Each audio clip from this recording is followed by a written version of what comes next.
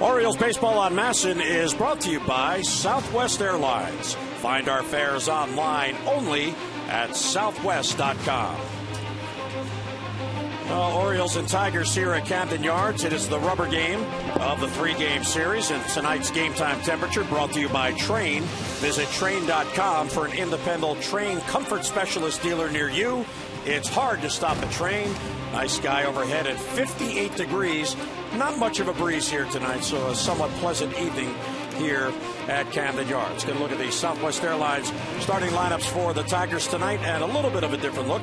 Austin Jackson, Will Rhymes, and Brennan Bosch with Miguel Cabrera batting cleanup. Then Victor Martinez, Don Kelly, Ryan Rayburn in left. How do you contain Alex Avila? A career-high 5 RBIs last night. And Ramon Santiago getting a start at shortstop. Tonight's Scouting Report is brought to you by APSIA. Visit APSIA.org, the Association for IT Pros. And for Chris Tillman tonight, it will be to pitch backwards, much to use the same formula he did against Tampa.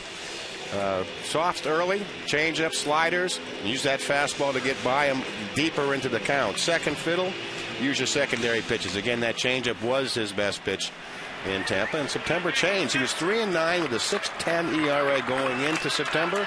Since then, 1-1, 3.38 ERA.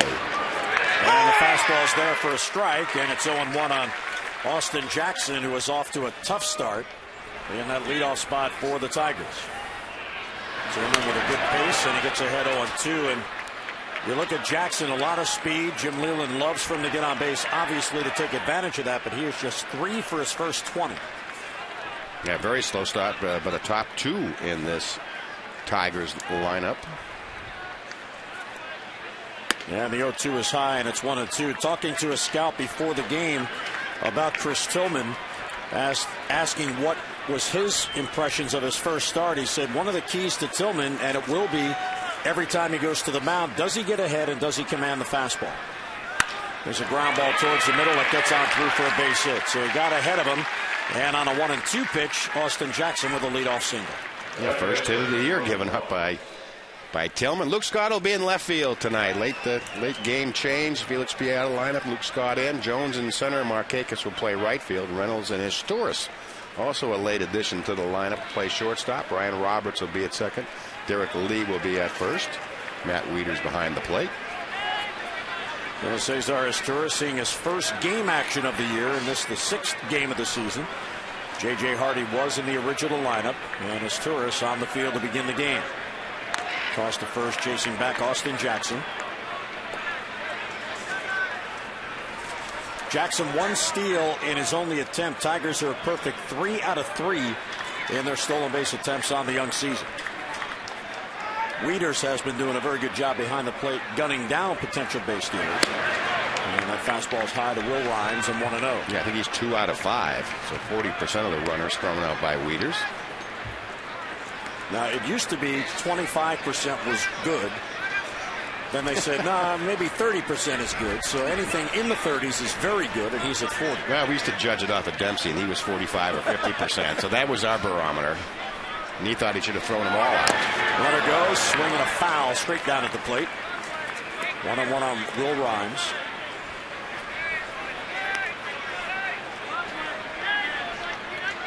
Straight fastball. See Wieters going out trying to backhand it, get in a good throwing position. And key to one of the reasons he throws so well, number one, Wieters has an outstanding arm, is his footwork, getting his feet lined up to throw.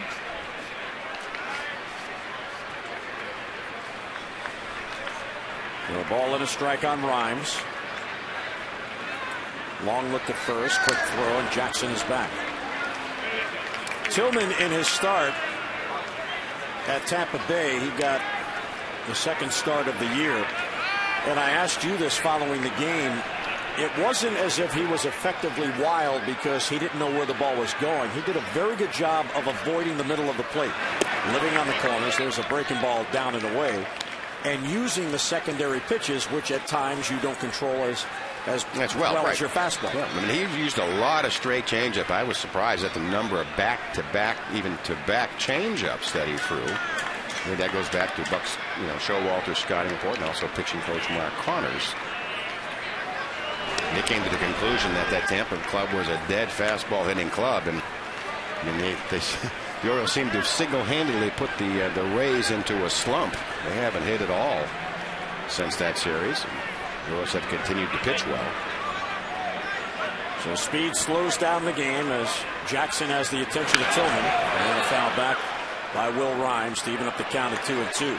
But what Tillman again did so well down there was to throw that changeup for a strike, maybe another changeup to get ahead, and then he'd add that fastball. And at times, I certainly had seen Tillman throw harder, but he was 89, 90, and that was enough to get by the hitters.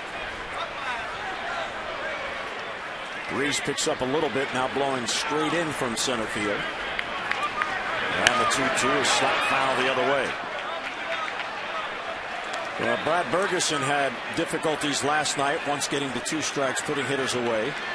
Austin Jackson singled on a 1-2 pitch, and now Rhymes 2-2 with back-to-back foul balls.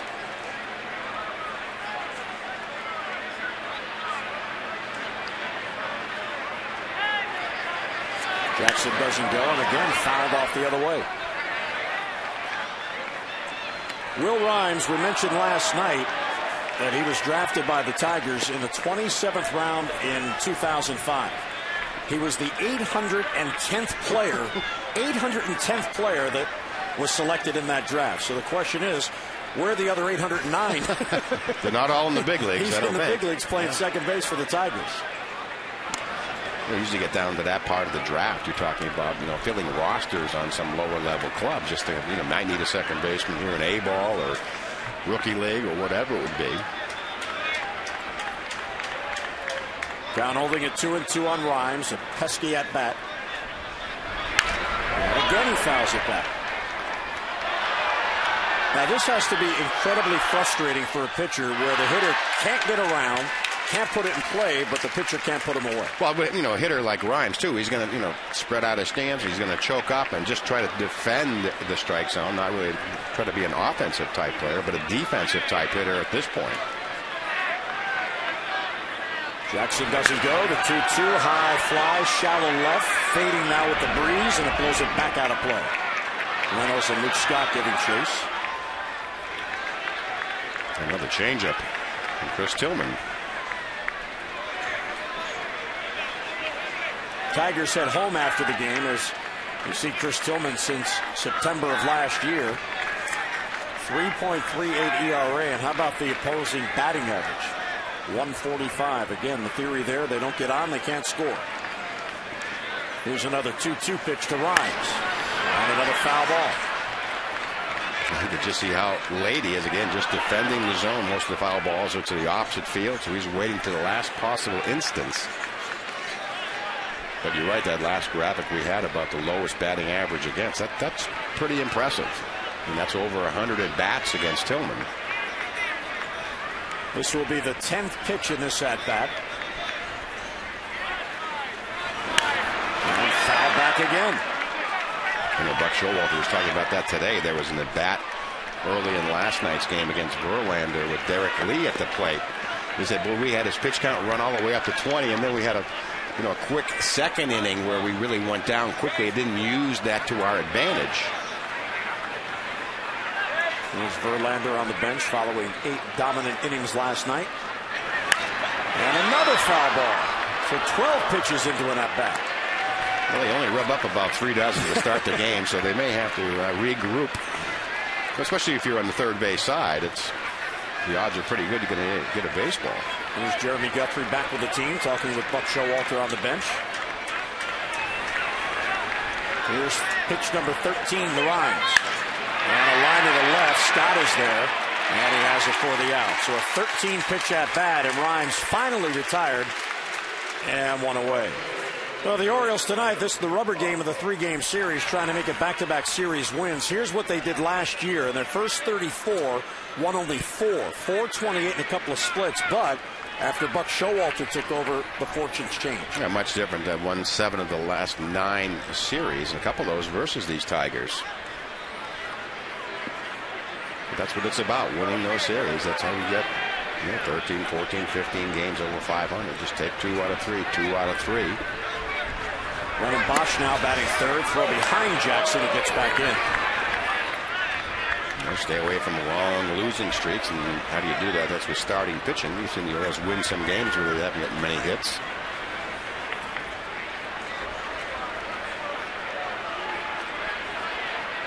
Austin Jackson being held by Derek Lee. Doesn't go. And this ball is hooked foul down the right side, back out of play. Well, the Tigers head home. They have their home opener tomorrow afternoon. It'll be a 3:05 first pitch at Comerica Park. Kansas City will be in town. Jim Leyland and his club, they have not been home since they reported to Lakeland to begin spring training.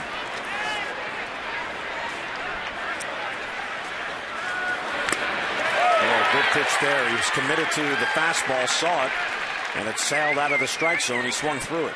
Again, start them off with the changeup, then you add a little with the fastball, enough to get by. I made just 88. But again, using that changeup effectively over his first 2 starts to slow the bat down, make the hitter recognize what the pitch is. And once you have the bat slowed down, then you add.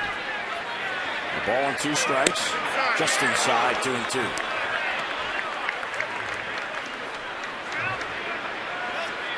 There's Mark Connor, the Orioles pitching coach, who has a youthful group.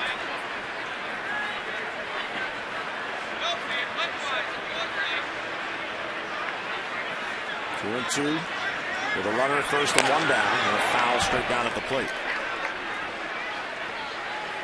Tillman out of Fountain Valley, California, now in his 3rd season.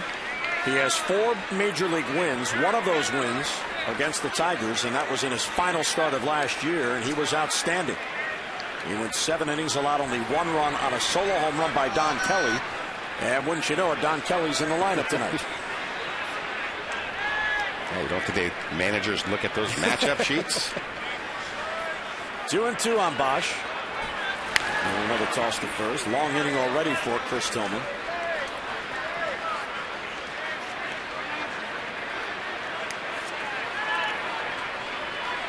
Jackson 27 steals last year. Caught 6 times, though, so not a great percentage.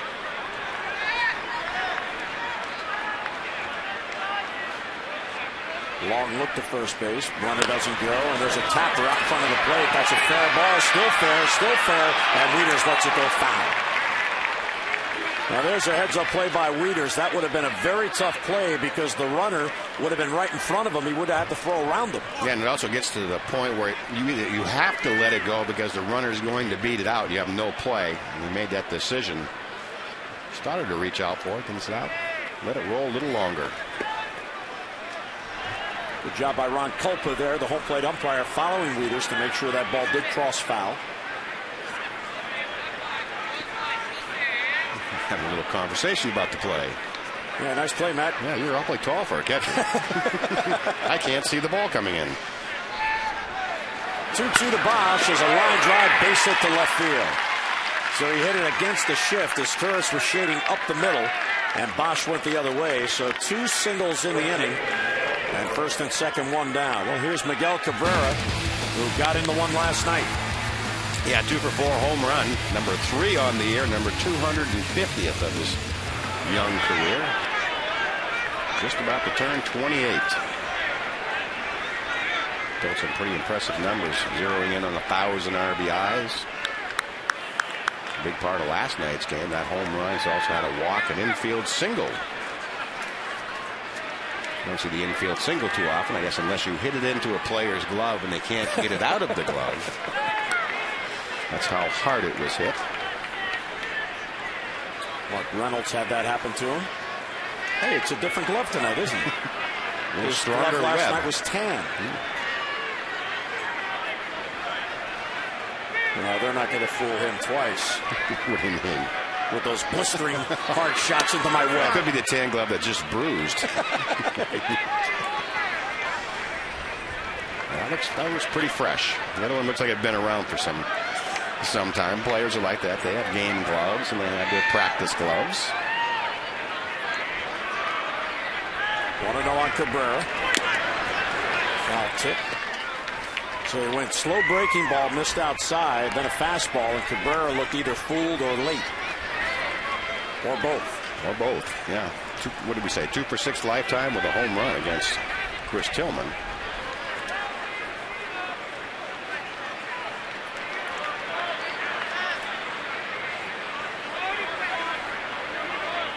Ball and a strike on the dangerous Cabrera.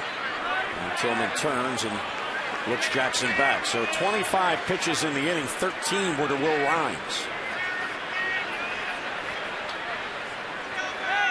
You already spent a quarter of your allotment. So far, just 1 out. 1-1, sky foul. That'll be back out of play, and it's 1-2 on Miguel Cabrera. Cabrera's found a home in Detroit. They love him there. He's had at least 34 home runs in each of the last 4 years. And he's had at least 33 home runs in 6 of his 8 seasons in the big leagues and 6 of his 7 full seasons. The only time he hasn't had at least 33 was 06, and his off year was 26 home runs. Here's the 1-2. It's outside. He doesn't chase. 2-2. It really is amazing consistency for Cabrera. Usually around between 180, 190 hits a year. Plays almost every day. He's played 160 games. 160 games 3 times. 158. A few others. Big pitch here. The 2-2 is lined to left center field. That's going to fall for a base hit. Jones over to play it. He'll get it back towards third. Here's Jackson to score. And the Tigers on 3 singles have taken a 1-0 first inning lead. So Tillman experiencing the difficulties Bergeson did last night in the sense that he's having trouble putting hitters away. I mean, it just shows you what a good pitch. This pitch is the ball off the inside part of the plate, but you can just see him pull his hands right in and still get the barrel to it. That's what makes him a tough out. You can get it to the spot that you want. Again, this pitch is a ball. And that pitch track sponsored by Papa John's. Order online at papajohns.com. Better ingredients, better pizza, Papa John's.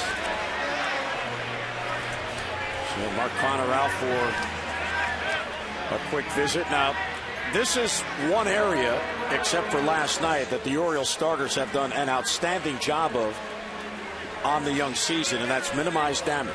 You look back to the first 4 games, the opposing teams, Tampa Bay and then the Tigers on Monday, they had some opportunities, but minimize the damage, get out of it with 1 run allowed.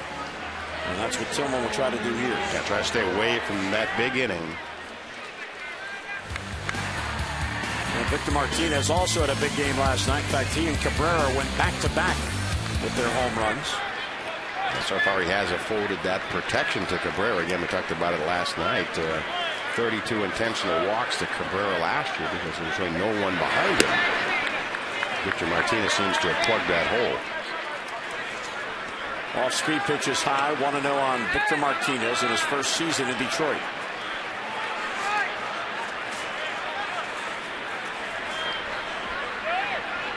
Here are the runners. The lead runner is Bosch. The trail runner, Cabrera. That ball's crushed to right field. Markakis back on it. It's over his head and against the scoreboard. The runner held initially coming towards the plate, and he will score. Brennan Bosch. So Victor Martinez with an RBI double, and it's 2-0 Tigers.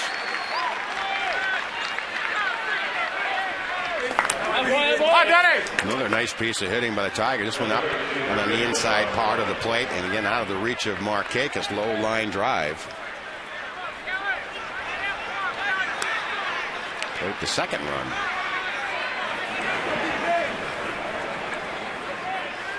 And last night it was really the long ball. 3 home runs in last night's game. And all of 6 of the 7 runs scored with 2 outs. Not the case here. There's Don Kelly playing at third base tonight in the dirt. Nice block by Wieters. He just saved the run. Yeah, first breaking ball of the night from Chris Tillman. That was more with the body than with the glove. Pretty important play with the man on third. You were able to throw that curveball with conviction. 1-0 on Kelly.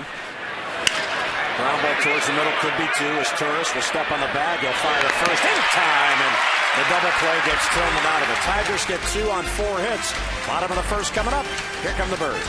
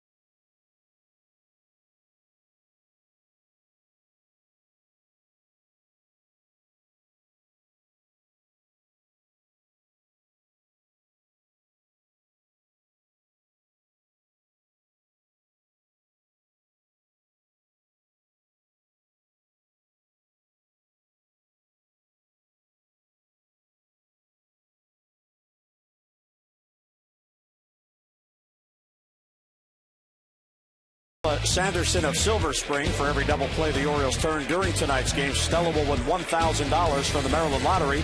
See how you can turn double plays into cash and enter to win for a chance at amazing Orioles prizes.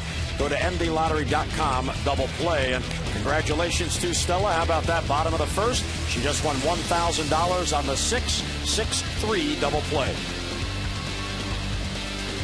Well, the Orioles come to bat. Bottom of the first, down by 2. Southwest Airlines starting lineups for the Birds. Brian Roberts, Nick Markakis, and Derek Lee, with Vladimir Guerrero batting cleanup. Then Luke Scott and Adam Jones. Mark Reynolds batting 7th. Career against Brad Penny. 5 out of 12 of the home run. Matt Wieters and Cesar Izturis for the Orioles.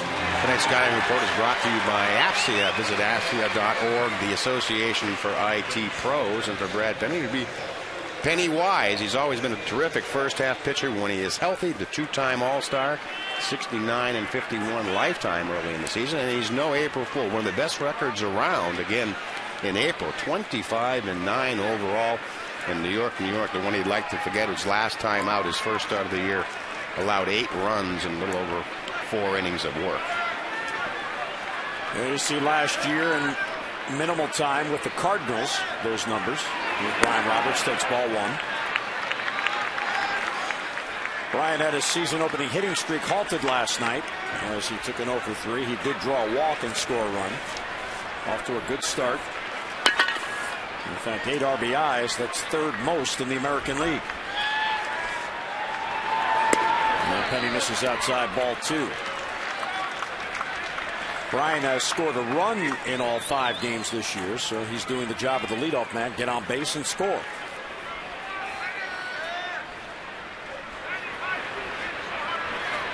And he falls behind 2-0. And there's a strike, 2-1. Brian taken all the way.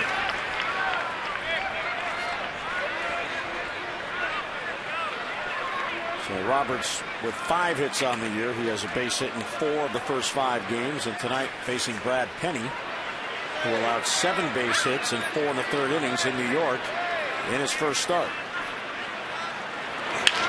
Got fouled the other way. The scouts tell you about Brad Penny. At times, he's his own worst enemy, Mike, because he tries to muscle the ball up, and as a result, there goes the movement. He's always been fastball happy. I can remember actually one of the All-Star games recently. I'm just going to throw all fastballs before even the All-Star game started. He's always been very proud of that fastball. It's always been relatively straight. And I think with some age, it's maybe taking some of that bloom off. 2-2 to Roberts inside, ball 3. Here are the numbers last Saturday in New York. 4 walks to go with those 7 hits.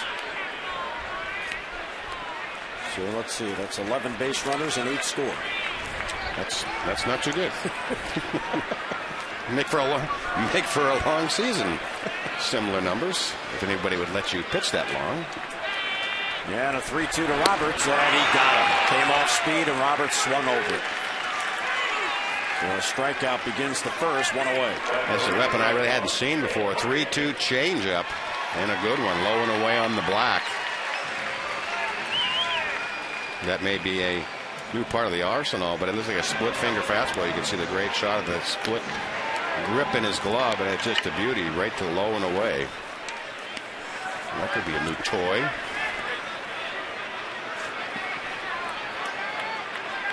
Nick Markakis batting now, 1 out, none on. And ball 1 outside. Markakis batting at .353, and he is second in the American League with a home batting average. He's at .429 over the first 2 games at home. Penny in his career has allowed about a base hit per inning. Good eye by Nick, ball 2. Markakis 3 out of 7 in the series.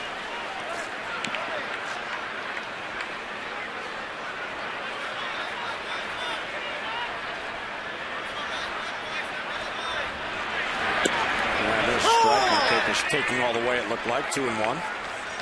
Using a straight changeup, so more traditional fastball counts we've seen off speed pitches from Brad Penny.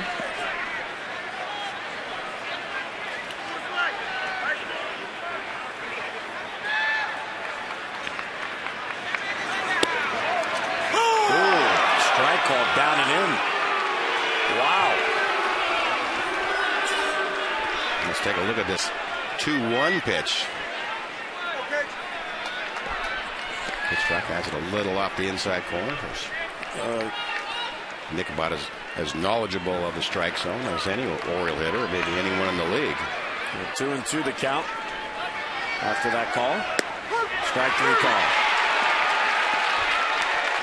So Markakis down on strikes after thinking he had to count the 3-1.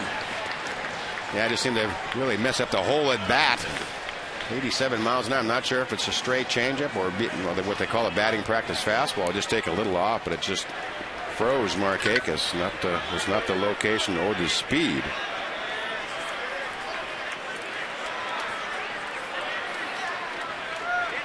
Now 2 down on back-to-back Ks. And Derek Lee takes a strike. Well, Derek Lee last night got the first out of the way. His first Oriole home run, a 2-run shot that at the time made it a 4-2 game. It came in the 4th inning off Verlander. He had a couple of great at-bats against Verlander last night. Fouls it off, and it's 0-2. So Lee, the first hitter that Penny's been ahead of. Take a look at the Tigers defense. Rayburn, Jackson, and Bosch in the outfield. Kelly sent him new left side of the infield. Kelly and Santiago. Rhymes and Cabrera on the right side. Alex Avila behind the plate, receiving the offerings of Brad Penny. I was trying to think if Derek Lee and Brad Penny were teammates in Florida. Derek's got a 2-game hitting streak going. Just inside. Now, if you're Penny and you're Avila, I don't blame them trying to get that call on the chalk of the batter's box because they've already gotten one. 32-year-old veteran on the mound. He's pitched in. This is 290th Major League game tonight. And in the early innings, right, Mike, it's all about finding out what you're going to get. Yeah, find out what the strike zone is. Is it moving or is it constant? I guess I answered my own question. Derek Lee and Brad Penny were teammates. 3-0-2, I think in 0-1 also. Remember the Florida Marlins. Home run in 5th game of the season last night. The first Orioles home run by a first baseman last year in the 77th game. Really couldn't get one out of that position. Remember, it was Ty Wheating that he did a home run at third, a home run at second. He played second, moved him over to first. He wouldn't hit a home run. 2-2 fouled off.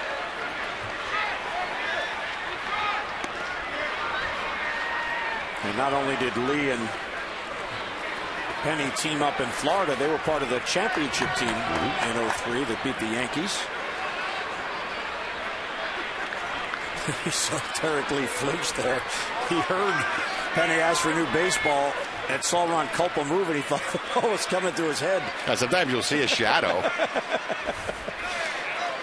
Incoming. 2 outs, none on, 2-0 Tigers. And then Hackney fouled it back.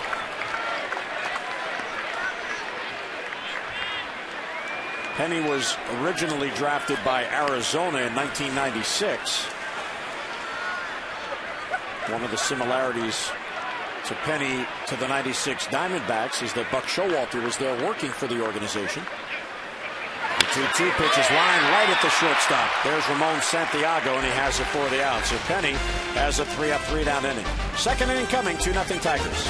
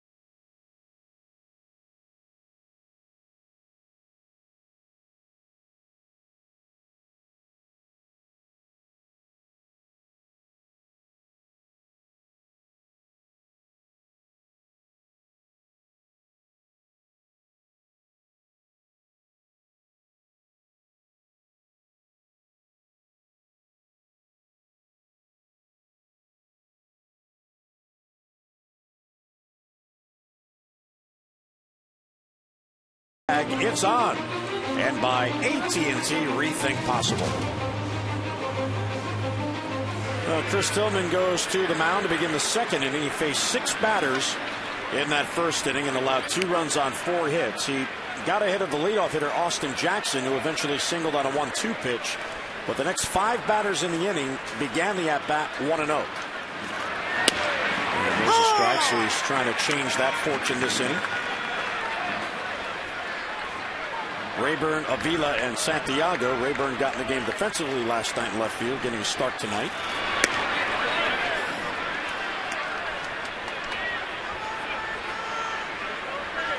Tillman in his career has averaged about 5.5 strikeouts per game, but he's walked just over 4. Yeah, strikeouts and walks have been almost equal, which if you're going to have I guess continued success or extended success, you need to be about 2 to 1. It's kind of the barometer.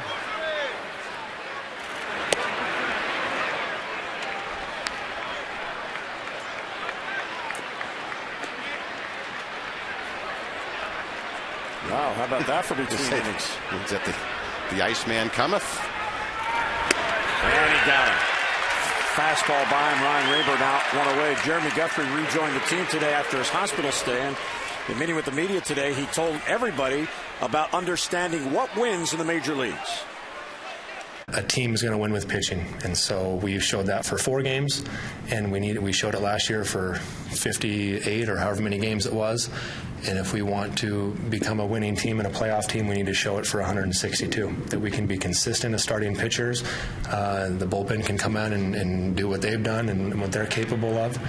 And it's a nice start, and I'm really pleased that all the guys have thrown the way they have. It's a good group of us. We enjoy working together, and I think we are feeding off of each other.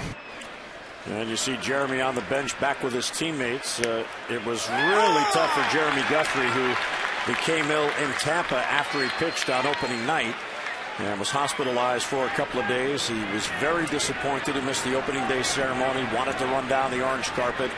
Was at the ballpark yesterday for a brief time, played catch and then left, watched the game on television, but you just don't feel like you're part of the team if you're not here on the bench. No, if you're not in the dugout or in the clubhouse, and with certainly the other pitchers who you spend 90% of your time with, you just don't feel a part of it. Anybody in the disabled list will tell you that that's away from the club for an extended period of time. You just don't feel a part of it. Fly ball to left, Luke Scott on the run, and he runs it down in the corner. Avila retired and 2 men down. So Luke back in the lineup, runs it down. Yeah, first play out in left field. A little bit of a tester, stays after it, right in the webbing of the glove.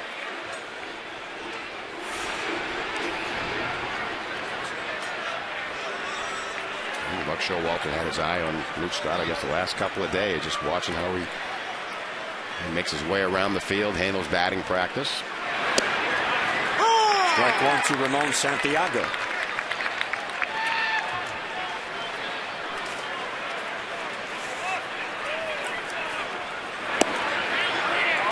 A little bit low, 1-1 the count. So Guthrie got ahead of Rayburn, and Avila retired both. Now back, he's 1-2 on Ramon Santiago. Now, we saw Guthrie sitting on the bench. You see that the bench is forward near the railing. That's new this year. And look, the other 4 starting pitchers are there. So there's Berge and Guthrie, Arrieta, Mattis. Actually, Berge wasn't there. And Britton, who's charting because he'll pitch tomorrow. Giving the lefty the chart down on the end. Well, look at Zach. He's blocking Vladdy's view in the background. No, Vladdy's hiding. That's just... Strike 3 called. Well, the pitcher's on the bench like that. 3 up, 3 down for Chris Tillman. Birds come up in the second. Guerrero, Scott, and Jones. Tigers by 2.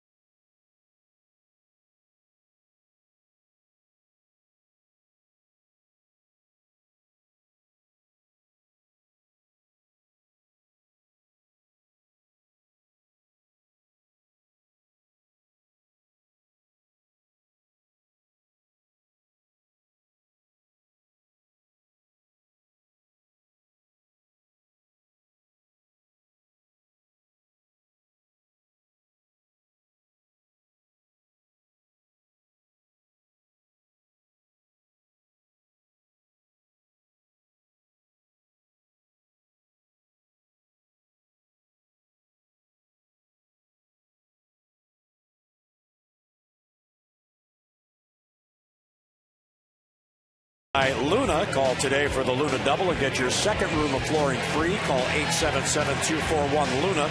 Most seasons 43 or more doubles. Well, there's a nice list. Helton and Pujols with 5. Markakis and Roberts with 4 of the active players on that list.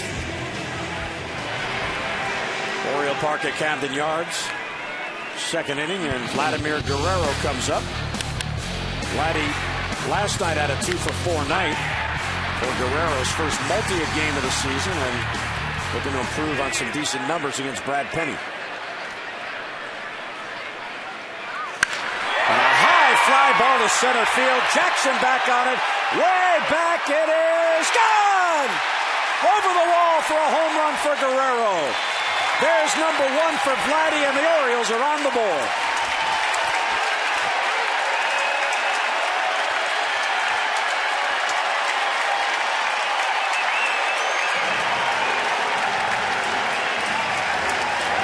time. You can just tell by the crack of the bat. Supposed to be low and away, up and out over the plate. You see the head drop by Brad Penny. And again, this ball sounded like a home run.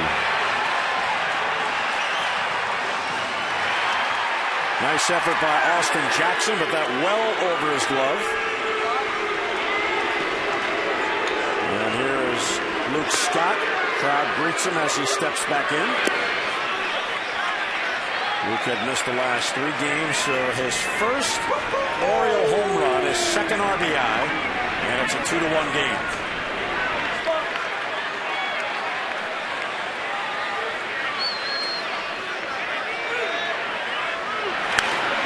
Scott pumps a foul. That'll be back out of play.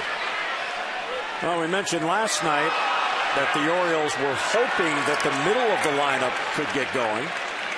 Derek Lee hit his first home run last night. Here's number 1 for Guerrero. And now with Luke Scott back in the lineup, they have their number 5 hitter who's looking for his first hit of the season.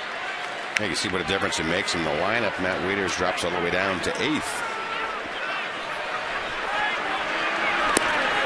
Good eye by Luke. His big-time numbers against Brad Penny, 4 for 7.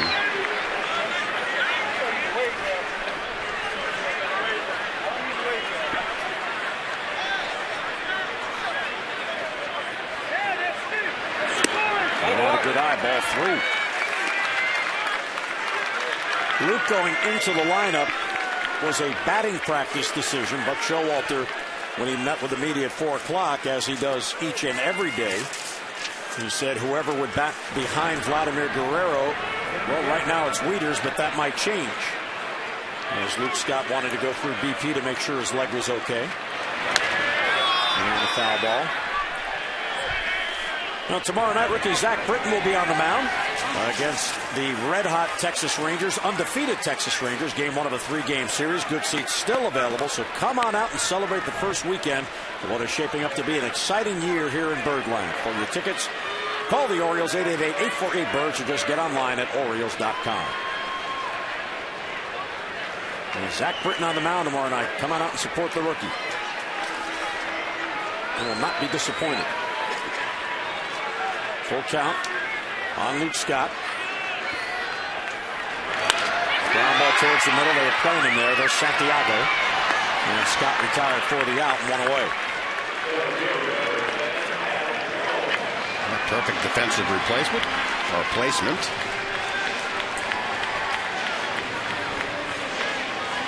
Well, Vladimir has the Orioles on the board.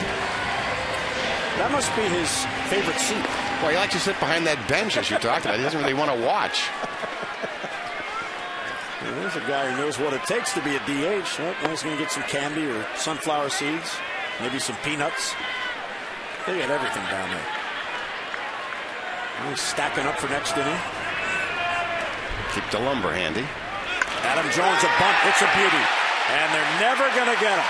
There's a base hit for Adam Jones and a smart play with the third baseman Kelly back deep. Well, it's been a very slow start for Adam Jones. And it's just a perfect, well-disguised bunt. And once this hits the ground, you know there's no chance. Pretty much you can see him walk into first base. And you know he had that in his mind. You see hitter go up there and bunt on the first pitch. He was thinking about that before he ever left the dugout. Well, Mark Reynolds comes up representing the potential go-ahead run. With Jones on at first with his 3rd hit of the year.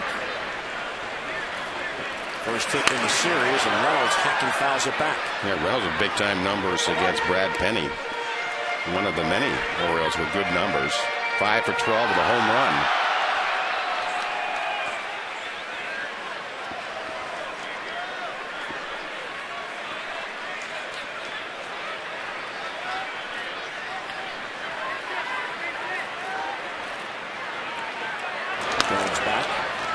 Well, earlier today, before batting practice, Wayne Kirby was out with Adam Jones and with Robert Andino working on base running, getting a lead. How do you make your break towards second base on the stolen base attempt? There's the stopwatch. And trying to steal a base, that initial step is key. Now can you take into into the game condition, what you worked on at 3 o'clock. And I know a lot of what he was talking about is his setup and having his weight, so he's leaning towards second base, not going back towards first, right from the start. Almost looked like they were runners coming out of the blocks. Body a little, turned towards second base.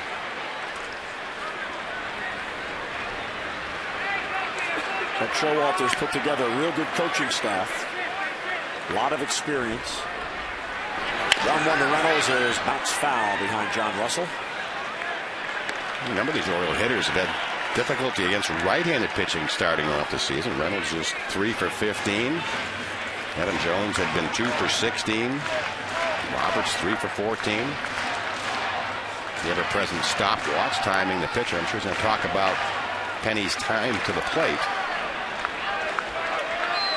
Well, they have had a field day, base Steelers have, against Penny in his career, as Reynolds awaits a 1-2 pitch. Jones is running, and it's low. Throw to second by Vilas high, and Adam has the bag. Well, they haven't caught a runner this year. I'm sure Buck Showalter aware of that. He's trying to run us whenever it presents itself.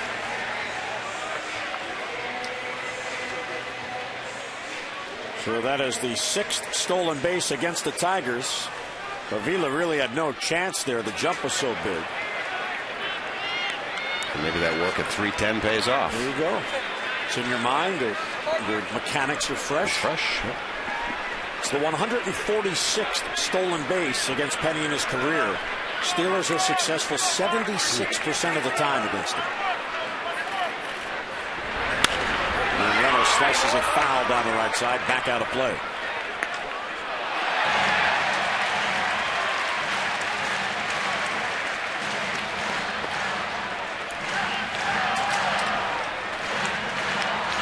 Will Rhymes, you see, he's hovering close to the bag with Adam Jones there. With a right-handed batter up who has a tendency to pull. Rhymes shading up the middle anyway, but trying to keep Jones as close as he can. 2-2 on Reynolds. Line drive, base hit right center field. Austin Jackson runs it down as Adam Jones comes in to score, and we are tied at 2. That's how you manufacture a run. Bunt single, stolen base, and a clean single to right center field. Yeah, nice approach by Reynolds. He just pitches up and out over the plate. And Reynolds just slashes it into right center field. Almost the same pitch that Guerrero hit for the home run. Again, a lot of these, and we talked about a number of these Oriole hitters have pretty substantial numbers against Brad Penny. That makes Reynolds 6 for 13 now. Matt Weeder swings through it.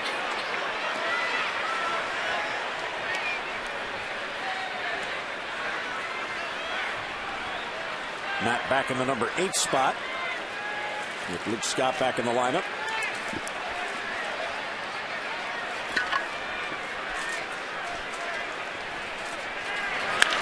Ground ball towards second, could be 2. Rhymes to second, 1. Santiago back to first, and a double play gets Brad Penny out of it. But the Orioles rally and tie it, and it all got going with this long home run to center field. Number 1 for Vladdy, and a 2-2 game.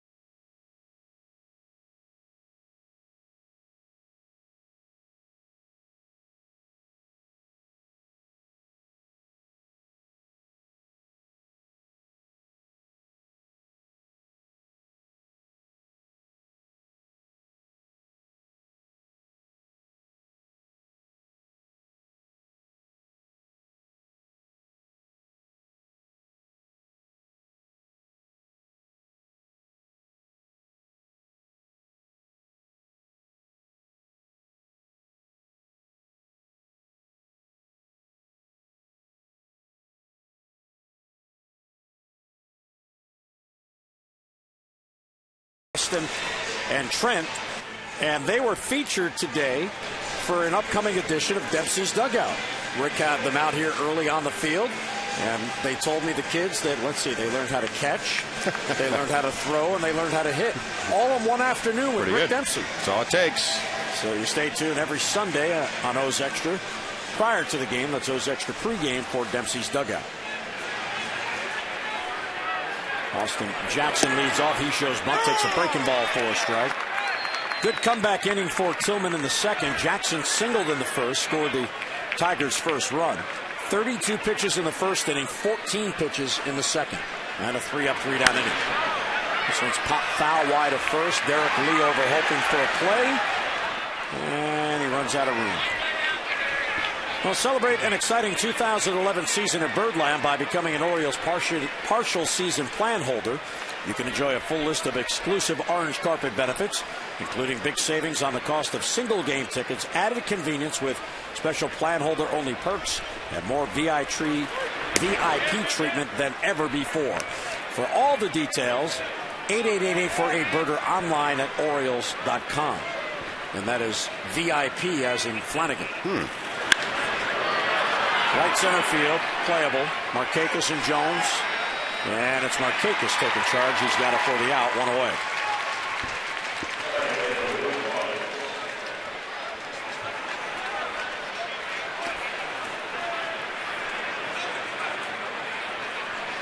Now one away. It's 5 in a row retired by Tillman since he got the double play to end the first.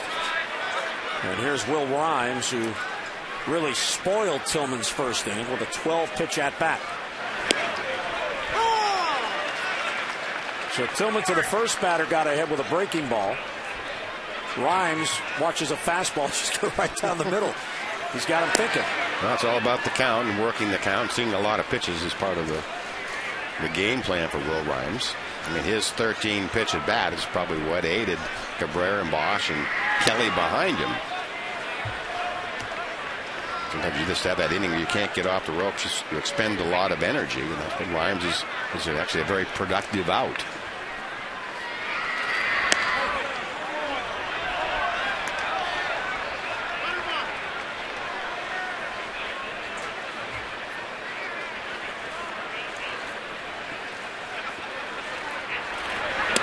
There's a strike taken. A lot quicker pace this year from Chris Tillman than last year. Take a lot of times between pitches. Seem to get right back to the rubber, get the sign, and not too many head shakes. Ground ball weakly hit the short as Turris will have to hurry, and he gets it there just in time as Rhymes is retired for the second out. Well, today throughout our state of Maryland, the flags at half staff, all in honor of Marine Staff Sergeant James Malachowski of Westminster, who was killed on March the 20th in Afghanistan. And Martin O'Malley asking all of the American flags throughout the state today to fly at half-staff in honor of James Malachowski. And we send our best to his family in Westminster.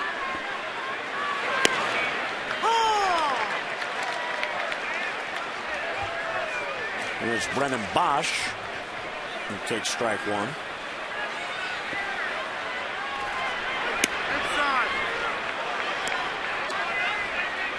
Ron Kolpe has an interesting way of calling strikes or balls. After the balls, I assume after it goes through the strike zone, he turns his head. Foul back, 1-2. So I guess he gives it a good look, and then he doesn't need to look. If it's mine, and I don't want to watch. Ball and 2 strikes, 2 down. You can go over and sit behind the bench with Vladdy. Get some of his peanuts. Vladdy's a nice guy. Here's share with you. 2 outs, none on, 2-2 game. Fastball's high.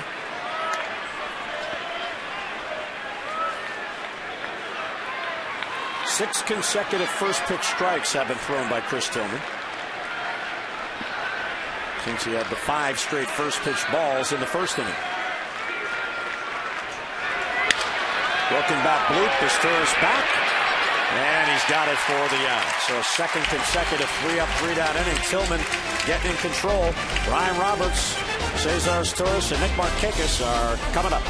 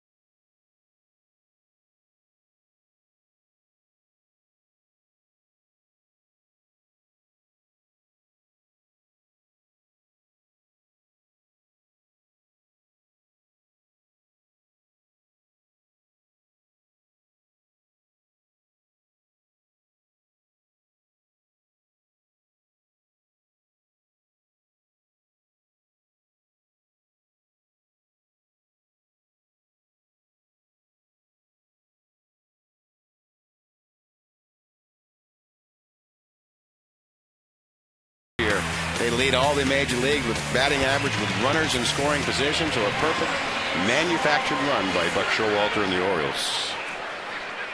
And Mr. Jones got it started with that bunt single and a stolen base. Yeah, hitting .393 with runners in scoring position. They're coming in tonight only hitting .217 as a club. Here's Cesar Estores. He bunts third base side. Pretty good one. There's Kelly. Picks it up. All balanced throw, and he got him. So Kelly, nicely done. Of course, with the lefty up, he was a little closer, but still throwing on the run, got his man. Yeah, in on the grass to begin with. Pretty good read by Kelly, and it really does take also a perfect throw to get him. And Brandon Inge is usually over there at third base, so maybe a little rust. The Orioles trying to take advantage of that. One of those super utility players is Don Kelly. Ryan Roberts now, he struck out his first at-bat on a 3-2 changeup or splitter. And he takes low. By the way, the minor league seasons begin today. Norfolk played its opener in Charlotte, and for some reason Charlotte played an 11:30 game opening day. I guess it's a holiday down there. Norfolk lost 4-3. Reimold hit a home run. That ball swept towards second base. Rhymes gets an in-between hop, gets Roberts and 2 down. All season long, the Orioles schedule is packed with fun giveaways and special events that you don't want to miss. Mark your calendars now. This year's first fireworks night, June 24th. Then don't miss Orioles Floppy Hat Night presented by Miller Lite on July 22nd. For a full list of all the upcoming promotions, call 888-848-BIRD or just go online, Orioles.com. With 2 down, here's Nick Markakis. And he takes a strike. Nick was called out on strikes his first at-bat. But Delmarva is opening up at home tonight. They're playing Greensboro, the Yankees team in the South Atlantic League. And how about this double play combination that the Orioles have at Delmarva? They fooled on that pitch, and it's 0-2. Michael Givens, top prospect, is at second base. And Manny Machado, who today by Baseball America was named the top shortstop prospect in all of minor league baseball, is at shortstop. Pretty good pairing. And the minor league seasons, except for Frederick, they'll begin tomorrow night. 0-2 on Markakis, 2 outs, none on. And it's outside, 1-2.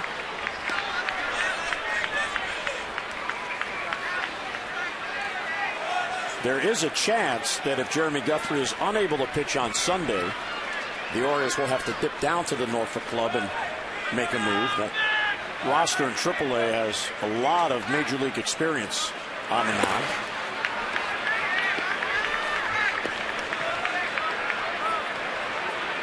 But Jeremy Guthrie is hoping to be able to pitch, and he told the media before the game today that he intends to throw a bullpen session tomorrow, and then they'll see where they're at. And he intends to be persuasive.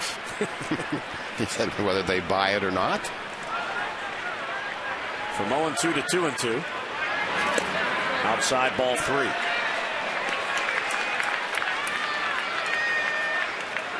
It's an interesting bat. Yeah, the bat and the gloves, very, very white. Does he play for Penn State? 3-2 on Markakis. And it's low ball 4. Nice at bat there by Nick. He was down 0-2 and he works a walk, and walks have not been coming with any frequency for the Orioles hitters early on this year. As Markakis draws a walk, that is his 3rd on the season, but the Orioles early on, Oriole pitchers, they've allowed 16. 3 of those have scored. That's a good ratio. The Orioles have now drawn 9 walks with that walk by Markakis. 4 have scored, and Nick's on base. Yeah, coming in today, I just checked in the American League, the Orioles have the fewest amount of walks. And so far, they've had near the league high in strikeouts. They had like 39 strikeouts as a team. And just, again, 8 walks coming into tonight. So we'll see if Derek Lee can get Markakis in with a 2-out base hit. And It's down and away, 1-1.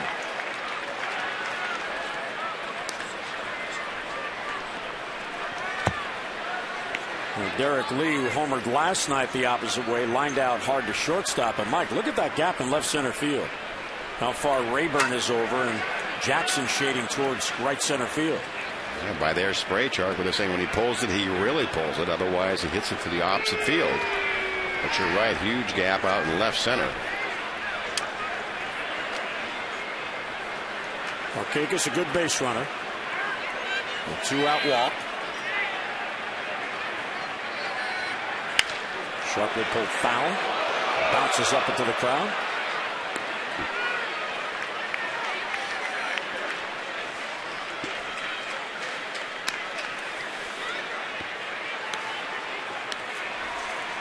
Derek Lee is looking to extend his hitting streak to 3 straight and get on a positive roll.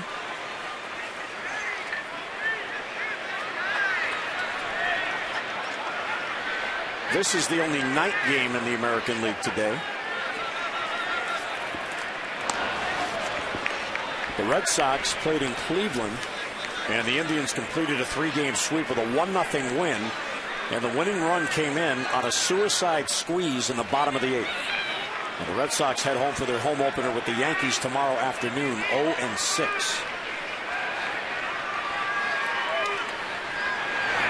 1-2 is just outside. The Yankees did hold on. They had a 4-2 lead on Minnesota, won 4-3, so the Yankees are now 4-2. The Blue Jays lost. Oakland beat Toronto 2-1, so the Blue Jays are also now 4-2. And Tampa Bay lost. The White Sox play their home opener. That was 5-1. The White Sox won it. Tampa Bay is now 0-6. Hard to believe that both Boston and Tampa Bay would be winless going into the first week of the season, or ending the first week of the season. Markakis runs and Lee fouls it back. He had to protect with 2 strikes.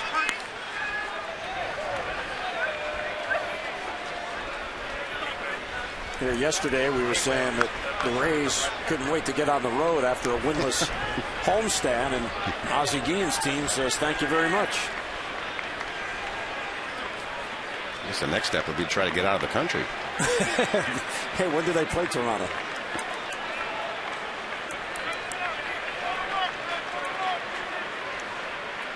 Two on Lee. Inside, ball 3.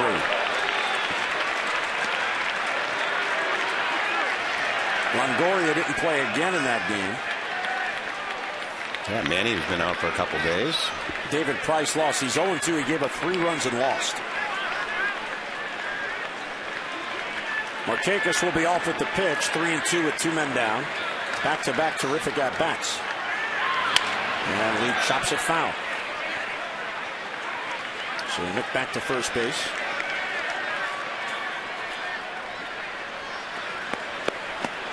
Tigers have out-hit the Orioles 4-3. All 4 of the Tiger hits came in their first inning rally. Jim Leyland's team got a 2-0 lead. Buck Showalter's club got 2 back in the bottom of the 2nd on the home run by Guerrero and the RBI base hit by Reynolds. Yeah, in the series, both teams both scored 10 runs. So a very even series. And another foul ball.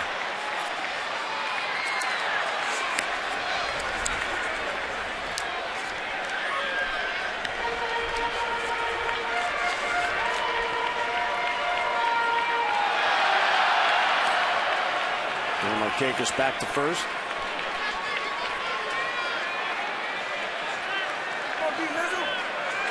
This will be the 9th pitch to Derek Lee in this at-bat. With Markakis running, it's high, ball 4. So back-to-back walks, 2 men on. Let's get a look at tonight's Cold Hard Blast, brought to you by Frostproof Coors Light. Go back to Vladimir Guerrero, fastball up and out over the plate. And just out of the reach of Austin Jackson in center field, but that one just sounded great off the bat. You knew it was destined to go over the wall in center. So Vladimir comes up with a chance to give the Orioles the lead. And again, this is where the Orioles have excelled with runners in scoring position. And he popped them up.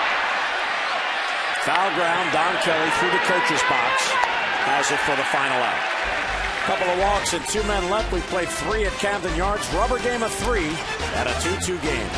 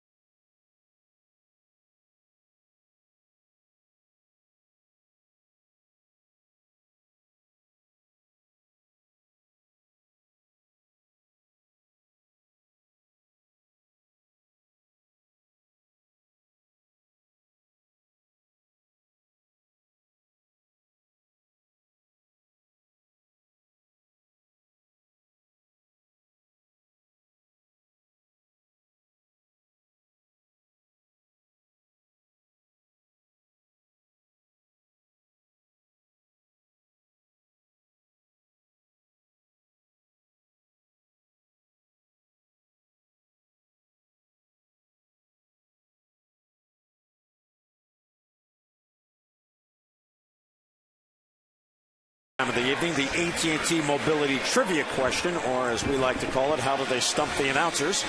Who is the youngest player to reach 250 career home runs? Youngest player. There's some guys that I should know this too. Let's see. Oh, he's active, I'm told. I was thinking, Mickey Mantle or active. I'm going to say, let's see. How about the guy with the bat in his hand? I want to say Alex Rodriguez, but for some reason I think it might be Albert Pujols. Because he got a start so young. That year McGuire hurt his knee, and Pujols was an A-ball the year before, and he made the team and never went back. So my guess is going to be Pujols. Who are you taking? I'm thinking him at the plate. Okay, Miguel Cabrera. Was yet to reach, 28?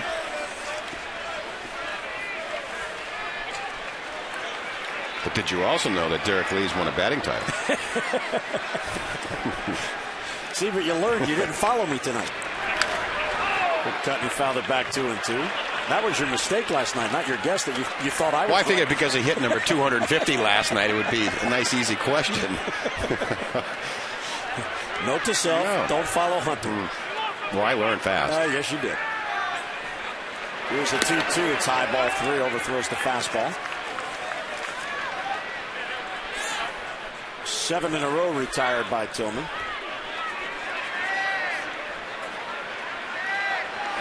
Now it's inside ball 4, so he lost him, and the leadoff man is on in this tie game in the 4th inning. Well, let's get a look at the AT&T Trivia question and answer.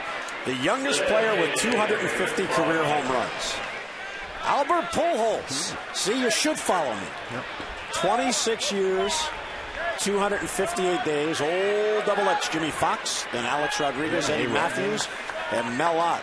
Here's Miguel. Jimmy Fox from 12th Eastern Shore. Still pretty good, 27 years old. I would think so, yeah. Well, that usually gets you about a $150 million contract. There you go. Here's Victor Martinez, and there's a strike. Oh, look at that. Hey, Dad, it'd be a real good idea tonight, that blue cotton candy. It's nice and sticky, and it tastes good. And a bath. That is great. Father and son at the ball game. A little bit high.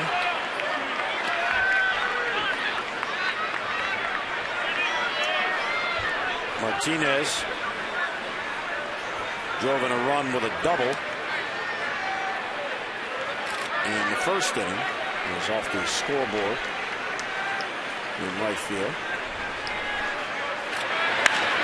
High fly ball right center fielded pretty well. Jones on the run, and Adam reaches up, and he makes the catch and then falls down. He gives the ball to Markakis and fires it back in. Good teamwork there as his momentum, he just couldn't stop. I'm not sure he was giving it to him, but it just didn't come out of the glove. Long run for Adam Jones to left center field, or right center field. Watch this. Kicks out of the glove, back into the glove. He has it right there. He still hasn't had control of it. And I'm not sure if this ball is not off the wall. See if this ball touches the wall. It looks like he never had control of it. Off the heel, off his bare hand. It looks like it goes off the wall into Markakis' glove. So that would not be a catch. Jim Leland is out. Darrell Cousins, Jim Joyce, the crew chief, is at third tonight, and they're asking the first base umpire, Jim Wolf, did you see it all the way?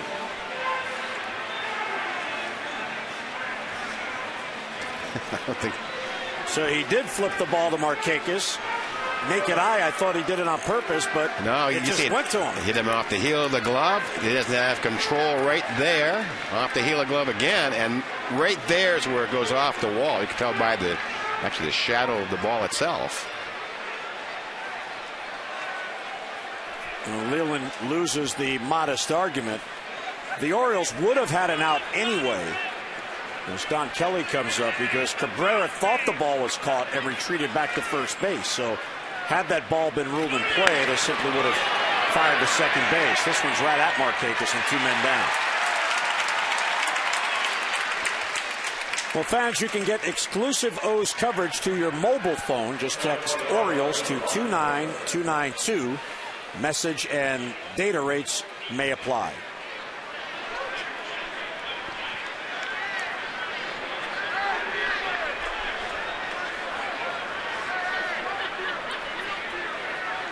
Jim Henneman just ruled on the ball hit by Martinez.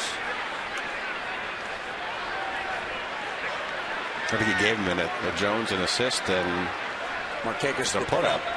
Wow. You're 8-9. 8-9.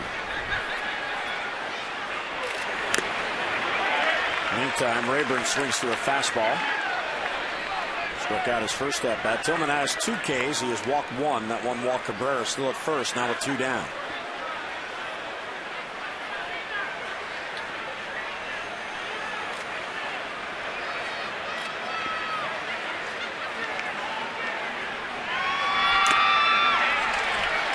Foul ball at the plate, says Ron Culpa. So Tillman, Mike, really turned his fortunes around after a tough first inning. 2 runs on 4 hits. He faced 6 batters, but that double play ball hit by Kelly got him out of it, got him to the bench, and he's been a different pitcher since. And that's been the big pitch to get himself off the ropes in that first inning. Toss to first, Cabrera back.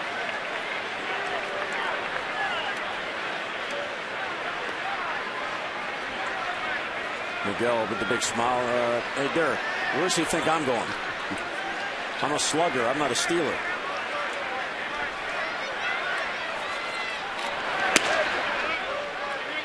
Taking high, 1-2.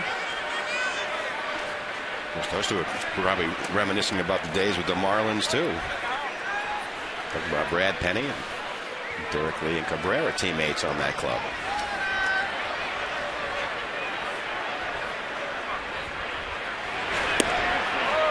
Misses inside, so the count goes even at 2-2.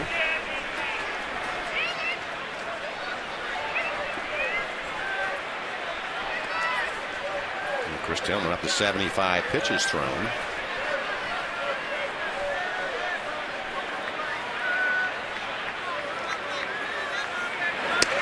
And again, it's high, ball 3, so he quickly got ahead 0-2 and can't put him away, and the pitcher's not even enticing enough for Rayburn to go after. And missing more up in the zone this inning.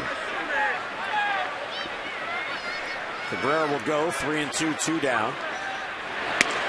Strike 3 called on the inside corner. Rayburn doesn't like the call. So leadoff walk, a man left. Fine play ruled in the outfield. Jones to Markakis for the out.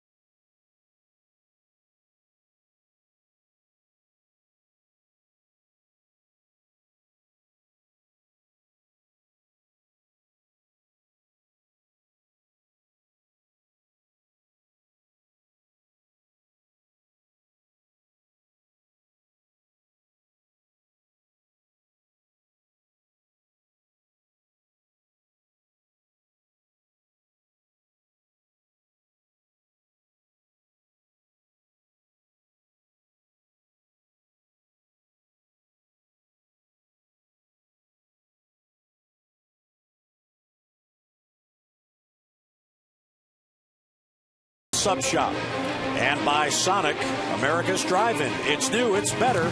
It's the new Sonic Good. Overhead view of Camden Yards on this cool evening. And a 2-2 game. Orioles trying to get the rubber game in this 3-game series and improve to 5-1. The Tigers are trying to get a win before heading home for their home opener to even up at 3-3. Brad Penny on the mound. There's Buck Showalter on the phone to the bullpen. Matt Wieters resting between innings.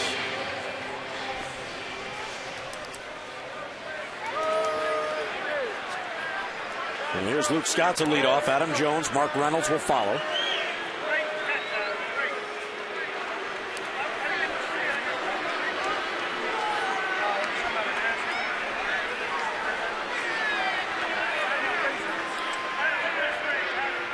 Only 7 hits in this game combined. And the breaking ball's over but low, 1-0. Luke back in the lineup tonight after missing 3 games with the groin strain, mild. Was not disabled, just sat out a few games, plus the day off on Tuesday. And there's a strike on the inside corner.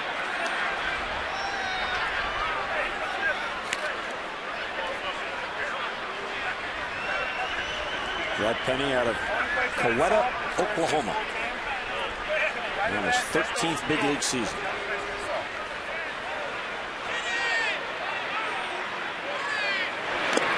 So we mentioned in 1996, Arizona drafted him in the 5th round, and Buck Showalter was already in charge of the Diamondbacks organization. After the Yankees fired him in '95, Arizona granted the expansion team, and even though they didn't play a game till '98, he was overseeing the entire operation, including the early amateur drafts with the scouting directors. Hard hit ball towards second base. Rhymes has it, goes down and gets up, and he got it. Nicely done, and 1 away. Hits it right on the button, does Luke Scott. 1 hop, Rhymes, nice smooth slide, rights himself. Clean, accurate throw to first base. There's that pitch, a little bit away from Luke Scott. Nice sweeping play. And that's why it's tough to hit 300 in the big leagues. Outstanding defense, night in and night out. Adam Jones, bunt single, stolen base, run scored his first at bat. And that has drawn Don Kelly in closer. This time, first ball swinging, fouls it into the upper deck.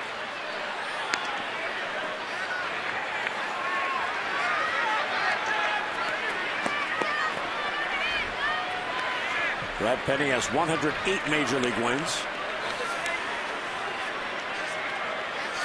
This is his first career start at Camden Yards despite all of the experience he's had. There's most of his career in the National League. 95 of his big league wins have come against National League teams, only 13 in the American League. But one of those 13 was against the Orioles. He's had a lot more success in the National League than he has in the American League. Ground ball towards the hole. Santiago backhands, and the long throw gets him by a stride and 2 men down. Well, Buck Showalter has put together a veteran coaching staff, and we asked the skipper, how do you go about getting a team to the next level, learning how to win? People talk about what they're willing to do, but what are you really willing to do to bridge the gap between where we are and where we want to be? And it's not a sometime thing. And it takes the grind mentality that, Earl Weaver talked about years ago about the difference between it and football. It's an everyday thing. It's everybody gets their 27 outs, and you can't just run a guy on the line 3 or 4 times and run the clock out. It's a great sport because certain mentalities and people that can handle themselves emotionally, it shows up on the scoreboard. So Buck Showalter, all of his wisdom where he has been. He built the winner in New York. He built the winner in Arizona, and he helped turn the Texas organization around. And Ron Washington took over, and they were in the World Series last year. Reynolds, high fly ball to right field. Waiting for it is Brennan Bosch. And he's got it. So the Orioles go 3 up, 3 down for a second time tonight. We're through 4 and a 2-2 game.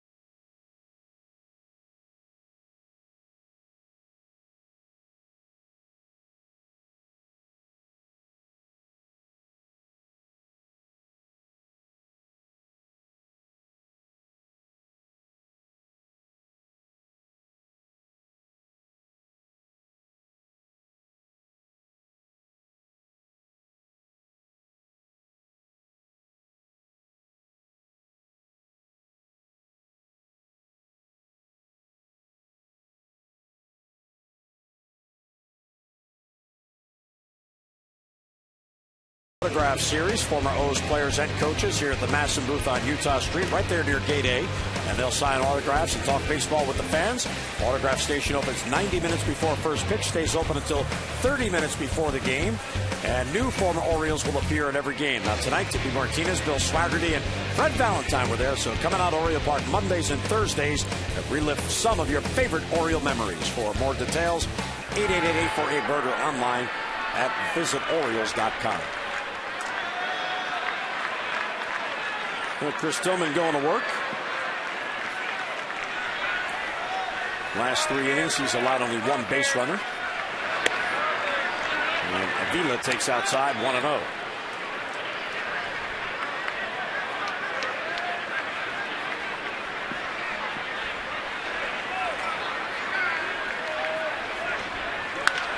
And Avila gets into one to right field. Got a lot of it. Marquez back, and there it goes. Alex Avila has homered in consecutive games, and the Tigers have the lead back at 3-2.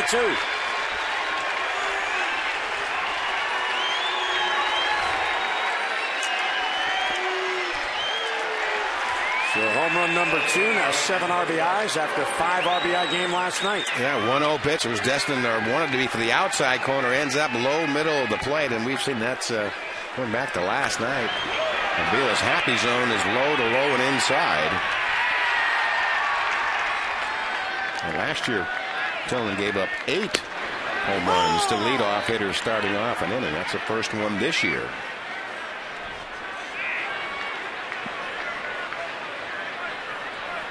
Ramon Santiago takes a strike.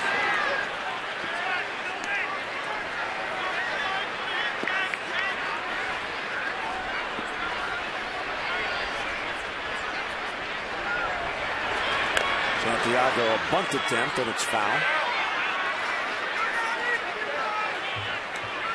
Santiago, the utility infielder on this team, getting a start tonight at shortstop.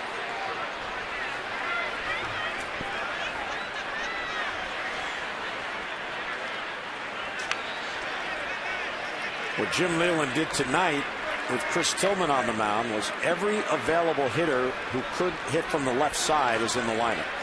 His bench tonight is 4 right-handed batters. Weak ground ball past the mound. Roberts will have to hurry. And Bryan gets it there just in time. That was a tough play at home the ground, and Roberts had to throw on the run. 1 down here in the 5th inning. Let's take a look at this. A big sweeping curveball by Tillman. Just out of his reach. See Roberts can encircle the play a little bit and throw on the run by half stride.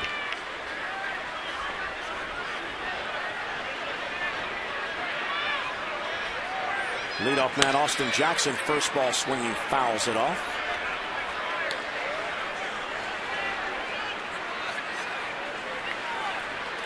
Jackson 1 out of 2 with a single and a run scored. Tigers now the lead back at 3-2.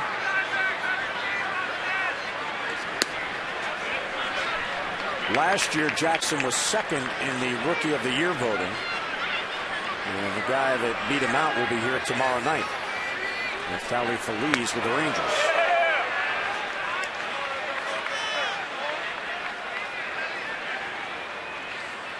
That was a breaking pitch that slipped out of his hand. Brad Penny, there's that big ice pack or warm pack. I'm not sure what it is. Half a winter coat.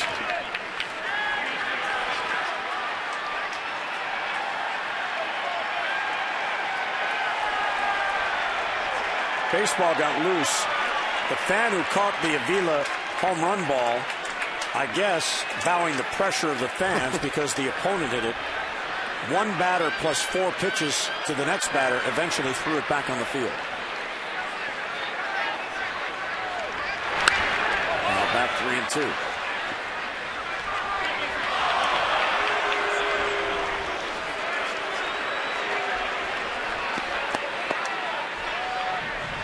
Austin Jackson was drafted out of high school by the Yankees and then traded over to the Tigers. There's the 3-2, and he got it. And a fastball by him. Strikeout number 4 and 2 away. I guess it's a 3-2 pitch. The target is down and away, ends up perfectly up and in. So not the intended location, but it worked out well for Tillman.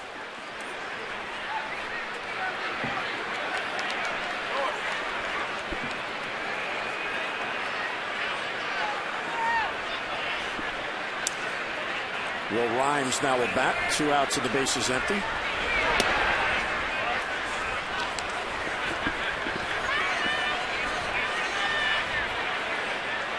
Rhymes 0 for 2 on the night.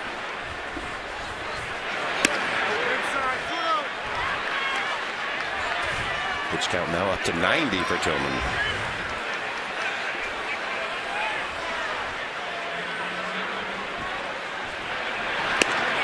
Outside, ball 3. So 3-0 on Rhymes with the number 3 hitter on deck. We've seen Rhymes a very patient hitter. There's a strike on the inside corner.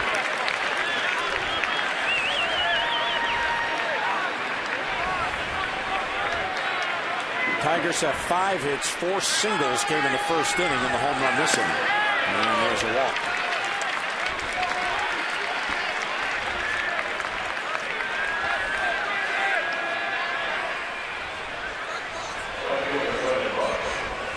Connor is going to go out for a chat with Chris Tillman. There's Jeremy Accardo now beginning to get loose. He just did get up. Rick Adair, the bullpen coach, behind him. That's just a little bit of twofold. Give Accardo a chance to get warm and also I guess, implore Chris Tillman to be able to get Bosch, not to get to Cabrera and the Martinez part of the order.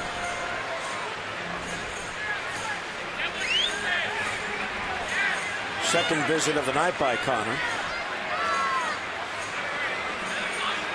There's Jeremy Accardo getting loose.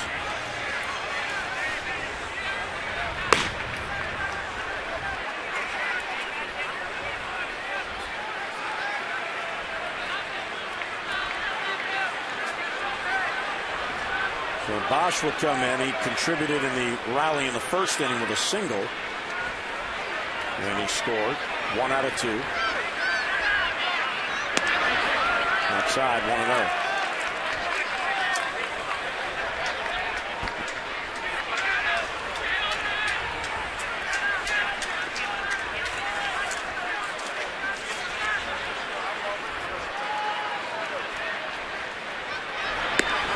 And try again, ball 2.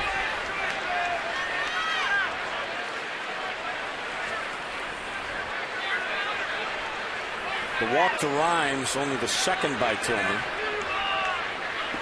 And Buck Showalter again on the phone to the bullpen.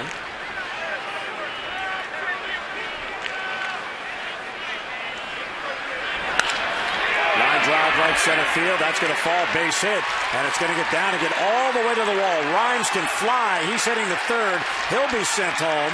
And it's an RBI double for Bosch. So the 2-out walk. Bosch comes through. It's a 2-run inning. And the Tigers lead it 4-2. Henson just splits the seam. 2-0 pitch right down the middle. Looks like a straight changeup or somewhere in between a fastball and a changeup. At 86 miles an hour, he splits Adam Jones and Nick Markakis, and it's off to the races.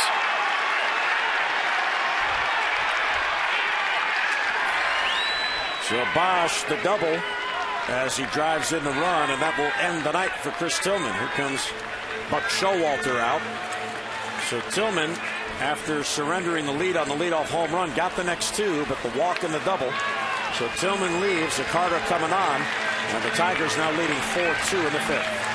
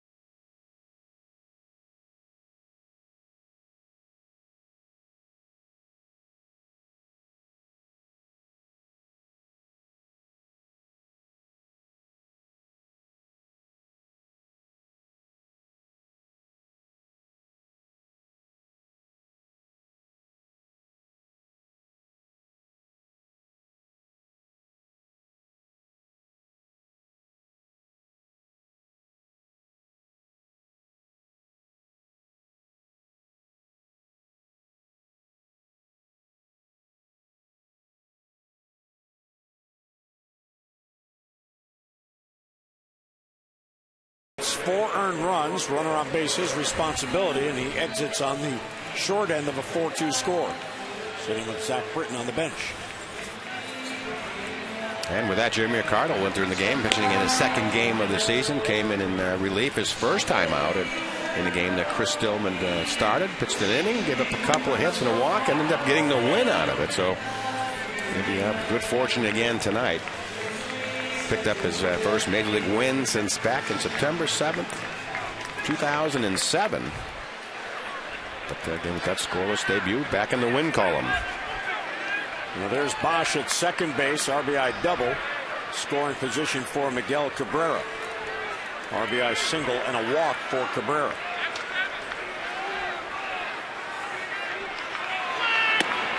And it's low 1-0. So back-to-back short starts by Orioles starters. 3 2/3 last night, 4 2/3 tonight. Ricardo has faced Cabrera in the past, and Cabrera's 1 for 3 off of Ricardo.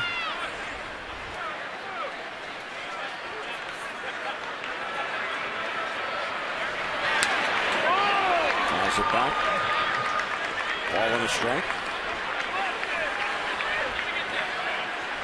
Josh Roop last night, even though he did allow a couple of runs on the solo home runs back-to-back, he did an outstanding job for the Orioles. There's Tillman on the bench as he gave Buck Showalter 3 innings in relief after the short outing by Ferguson. Yeah, Buck certainly represented what that meant in saving the bullpen. Roop being that many innings out of the bullpen.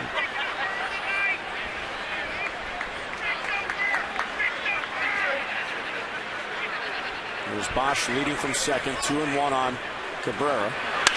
Hard ball towards Roberts, who Bryant plays the tough hop, and he'll get Cabrera to end the inning. So Ricardo gets the final out, but the Tigers get 2. Middle of the 5th, Tillman's done. 4-2 Tigers.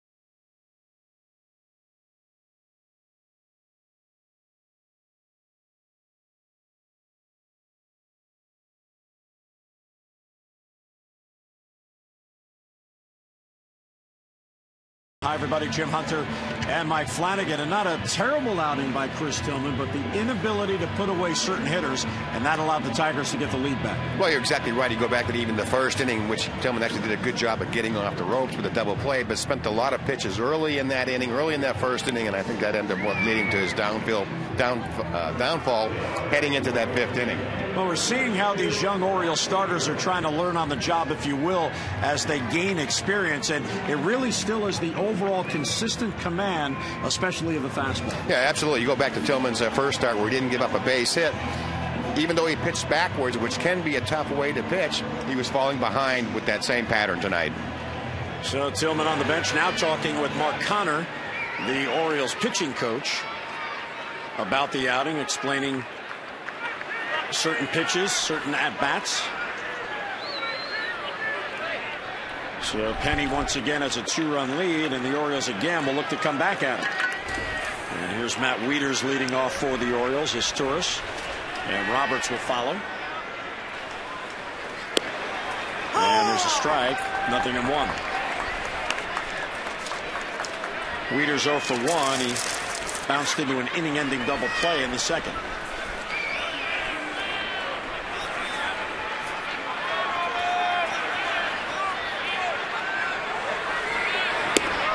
And down and in, 1-1 the count.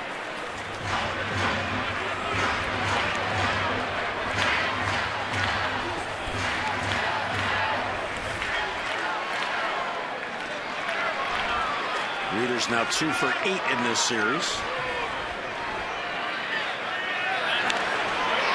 Fouled straight back of the plate. Just did get a piece. It seems like Brad Penny's had the sleeper hold on the last couple of innings. Just, again, taking his time between pitches. Take a stroll around the mound, get the rosin bag, maybe change the ball. Really has slowed the pace down dramatically.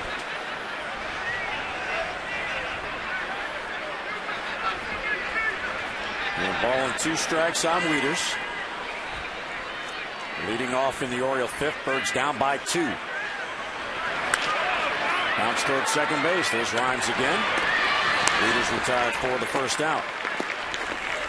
And One away in the Oriole fifth. The Junior Orioles Dugout Club is Birdland's best value in family entertainment. Kids 14 and under get tickets to 10 games and an exclusive club hat, membership card, lunch bag, and a subscription to Orioles Kids magazine. And it's all for just $20. Plus, members get exclusive giveaway items at each game. And family and friends can purchase tickets as low as $6. To get more information, 888-848-BIRD, or get online at Orioles.com. And come on out to the ballpark. The Junior Orioles Dugout Club. Cesar Esteuras getting his first start tonight. This is only his second at-bat of the year. He was out on a bunt attempt, his first at-bat on a nice play by third baseman Don Kelly. And low again, ball 2. Tell you what, it took a lot for Cesar Esteuras after the Orioles traded for J.J. Hardy to be their everyday shortstop for Esteuras to come back here as a backup player. I mean, here's a guy who's won a Gold Glove as a showstop and had been the Orioles starter the last couple of years, but he liked what was going on here, liked the organization, liked how he was treated by Andy McPhail and Buck Showalter, as Ron Kolpa just called a high strike, 2-1. And he came back and said, you know what, I want to be a good teammate. Yep, played in 150 games last year for the Orioles. Yeah, Buck Showalter not real happy with the strike zone.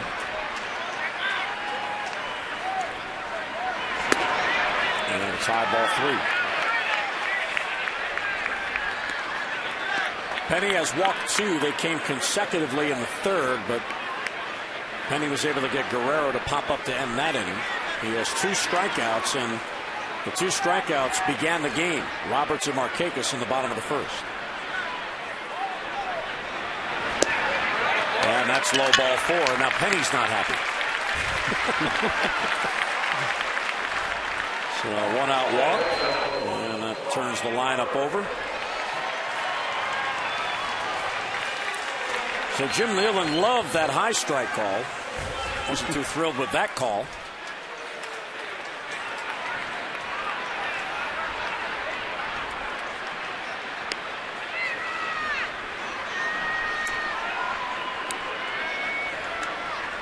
Brian is hitless on the night. He had his season-opening 4-game hitting streak halted last night.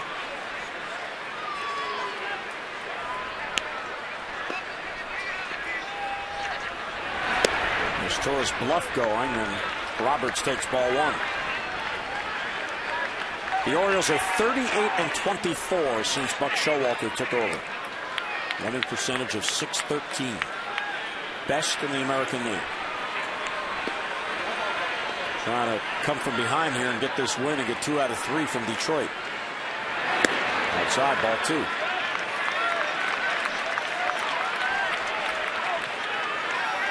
Well, Brad Penny going back to nibbling again.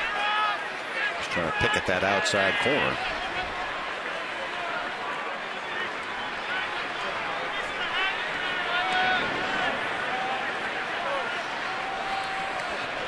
One down, Esteuras at first. Here comes the 2-0, and Roberts takes 2-1.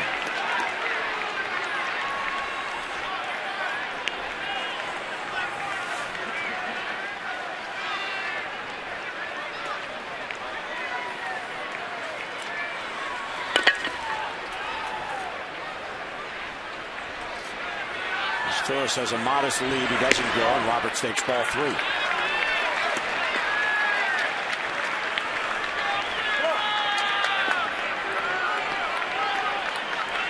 The Orioles haven't had a hit since the Reynolds RBI single in the second inning.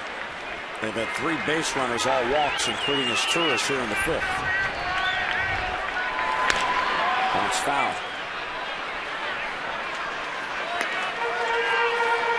That's been a steady diet of off-speed pitches for Brian Roberts. Struck out the first time on a curveball, and then the roll over on that splitter to second base. Pretty good managers in either one of those dugouts. Cleveland approaching 1,500 career wins, and Buck Showalter approaching 1,000.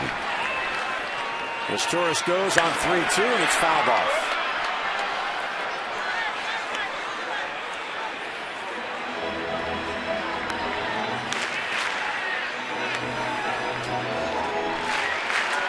Penny is listed at 230 pounds. He's a big guy.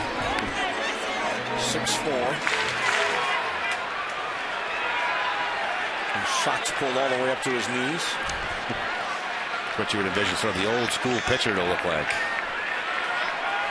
As Torres is running, the 3-2 is pulled down the right field line. That's going to get down for a base hit. And it's going to bounce all the way into the corner. As Torres is heading for third, he'll be held by John Russell as Brendan Bosch did a terrific job to run down that ball. But the Orioles got something going here to second and third and only one down. Yeah, pretty good speed with Cesar Torres on. This ball ripped down the right field line. Into that corner. Bosch, we've seen play left field and right field. Right here is Torres. And then he'll pick up third base coach John Russell. It's a big turn, but holds up. You know, those two turns and watching that replay as he was running right towards the camera, that may have cost Russell a chance to send him. Because as you turn and watch the ball, you slow down a little bit. Now, I do think with the middle of the order coming up now, you're not wanting to make any sort of mistake on the bases. Quick visit out to the mound by Rick Knapp, the pitching coach. So there are the runners, tying runs in scoring position. Both very good base runners. And here's Markakis.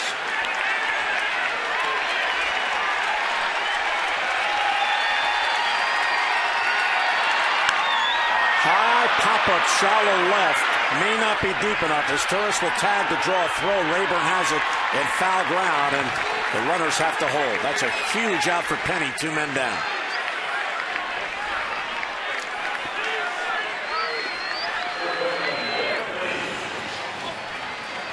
So Markakis was looking for a fastball on that first pitch, and he pops foul down the line. I think Markakis had been perfect in RBI situations or runners in scoring position situations. And coming into tonight, they were major league best, hitting close to 400 with runners in scoring position, even though as a club came in only hitting 217.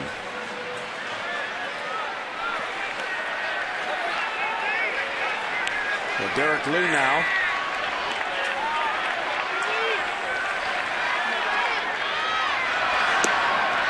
It's low, 1-0. Lee watched it all the way into the glove of Alex Avila. You see the breeze just slightly blowing out towards left center field. Orioles down by 2. Have Roberts at second, as Torres at third, and 2 men down. Good hack, fouled it off, 1-1. Lee lined out hard right at the shortstop Santiago's first at bat, and then drew a walk in the third.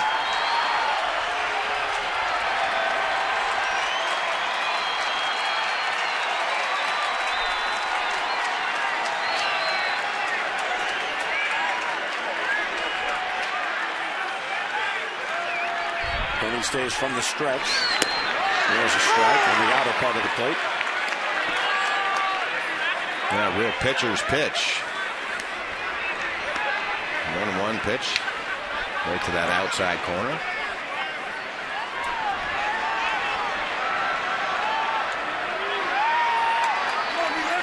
That was interesting. Avila actually set up outside, but then had the glove over the plate, over the corner. And Penny actually hit the glove. What a concept. The 1-2 is high, 2-2.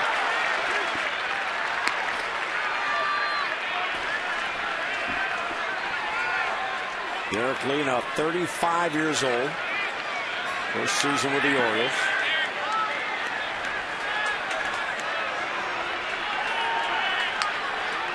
He was 153 hits shy of 2,000 for his career. You would hope he would get that this year. Hard hit ball, foul. Just foul down the line. Just going with the pitch there as Penny was working him away. Yeah, but you see, just went to that flat-footed approach. Penny reached back for a little bit extra on the fastball, and Derek just used his hands and just about hit it down the first baseline. And watch this approach. Just kind of picks it up, puts it down, and just uses his hands, almost hitting it out of the catcher's mitt. Down holding 2-2. 2 on, 2 out, 4-2 Tigers. Just outside, and Penny is visibly upset. Oh, he wanted it. And Ron Kolpa hearing it from the Tiger dugout. Well, it's a pitch he's had called earlier. And it is really on that edge. You see, Derek Lee thought it was pretty close. There's Torres and Roberts.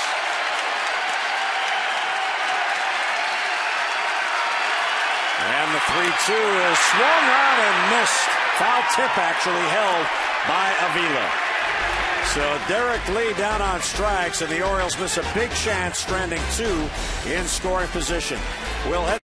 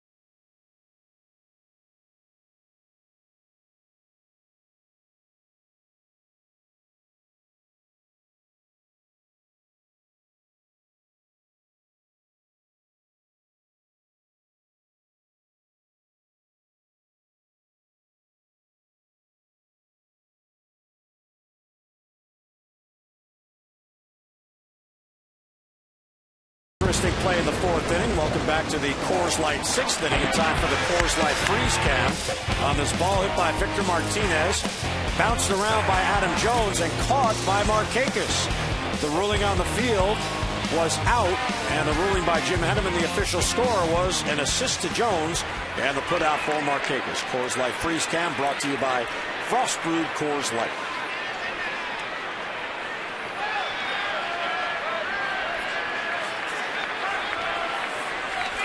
So here we go to the 6th as the Tigers able to hold their lead. Victor Martinez against the color. And it's low 1-0.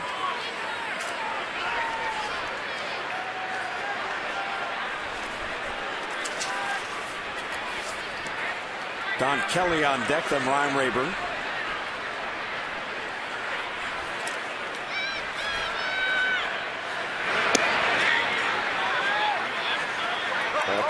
Almost all of a sudden, the low strike has disappeared.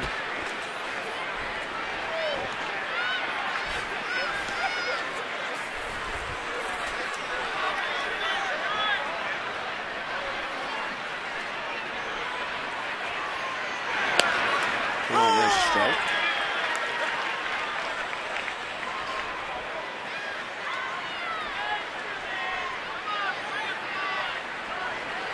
Martinez drove it a run with a base hit in the 1st inning, and then that fly ball out.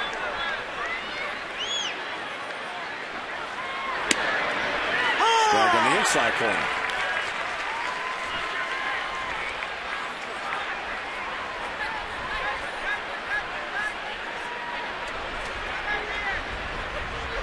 Kolpa seems to like the corners. It's just how much of it is he giving the pitcher on the particular pitch? Brad Penny thought he had Lee struck out 1 pitch earlier to end the last inning. Just a foul. Yeah, East and West really hasn't been a problem. The strikes have been more north and south. And up until that pitch you just described, he really has been a low ball strike umpire tonight.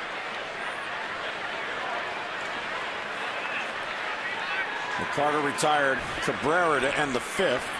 He's on relief for Chris Tillman, who went 4 2/3.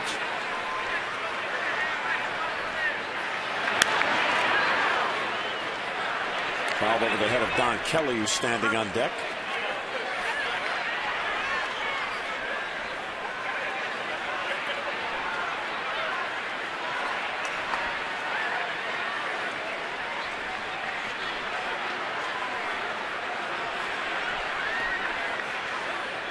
Victor Martinez in that number 5 spot for the Tigers. Jim Leland has him as the protection for Cabrera. And another foul ball. That gives them quite the 1-2 punch. Can Martinez a switch hitter? I guess if you go back to 2004, over the last 7 years, he has the most home runs by a catcher over that period of time. A couple more than Jorge Posada. Brian McCann. This Veritek making that list. He's also always been a high average, high contact type hitter. Another 2-2 is bounced towards second. Brian Roberts waits on the hop. Martinez retired for the out. And one away in the 6th. Well, baseball fans, Masson has a new show dedicated to you, the fan, the Mid-Atlantic Sports Report, every day, Monday through Friday, 5:30 to 6:30.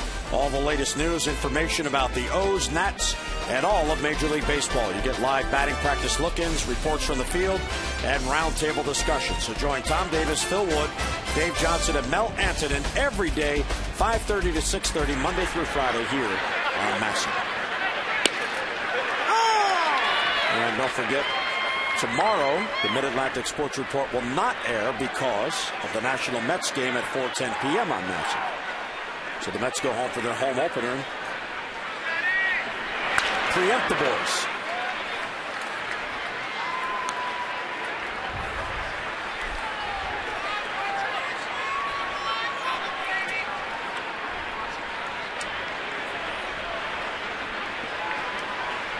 Let's see, what do you got? How about a hot dog, Flanny?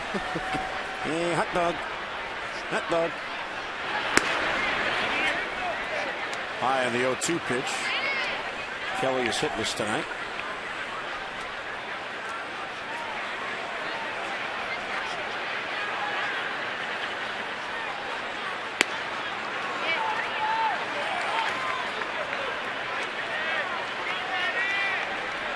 And 2 balls and 2 strikes.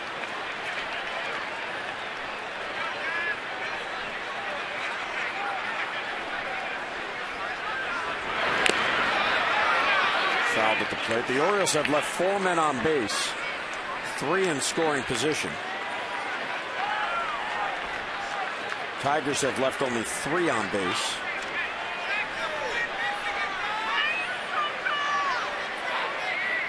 Two of those in scoring position. Strike 3 call. Fooled by the pitch. So Kelly down on strikes. First for Ricardo and 2 away. A pretty good straight changeup, 2-2 pitch. 85-mile-an-hour changeup and a beauty. Best changeup I've seen Ricardo have.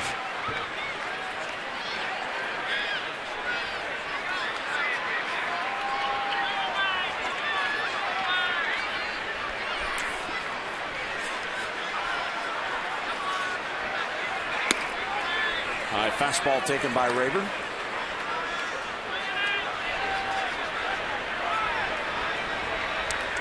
Rayburn's had a tough night. He's one hitter. Happy Tillman's not around. 2 at-bats, 2 strikeouts. Ricardo watching the baseball.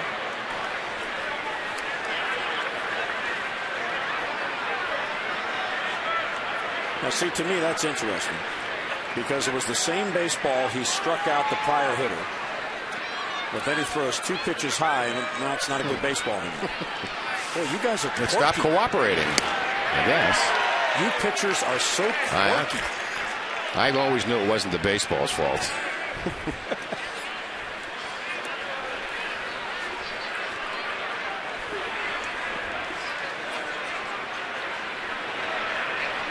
Well, 2-1 on Rayburn, 2 outs, none on. He'll be back in the crowd.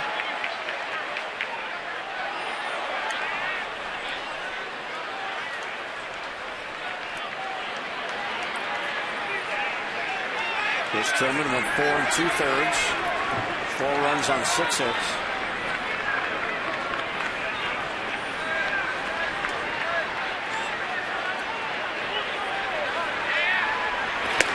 And it's high on the check swing. Appeal to first and denied by Jim Wolf.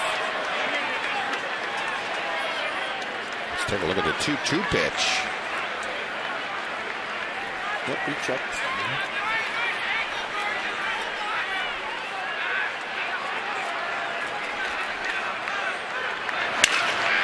Wilker's back, high pop-up, shallow center. There's Roberts. And puts it away for the out. So Cardo has a 3-up, 3-down inning. Mid-6th, Tigers by 2.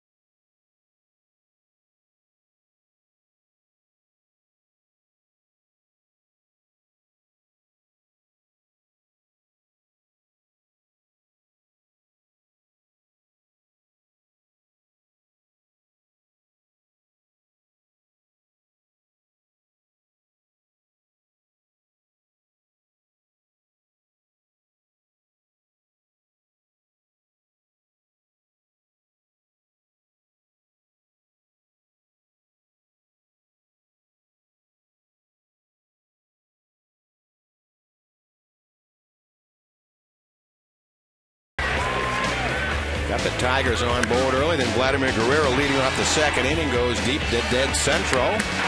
Mark Reynolds very productive at bat, driving in another run. And Alex Avilaus had a real big series. And then they would add some more in the 5th, scoring 2 more.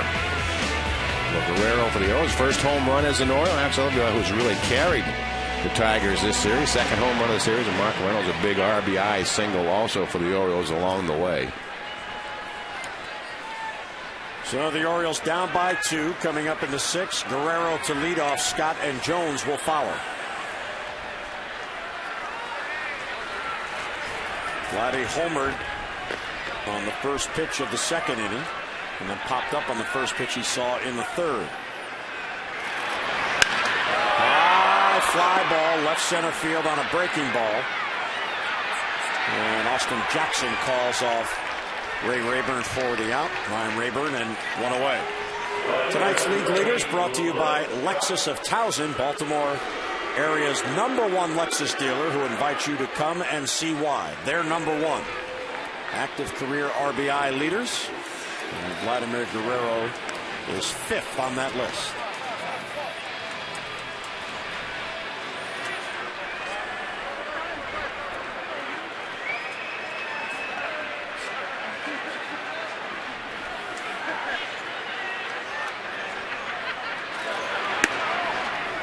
Luke Scott takes ball 1.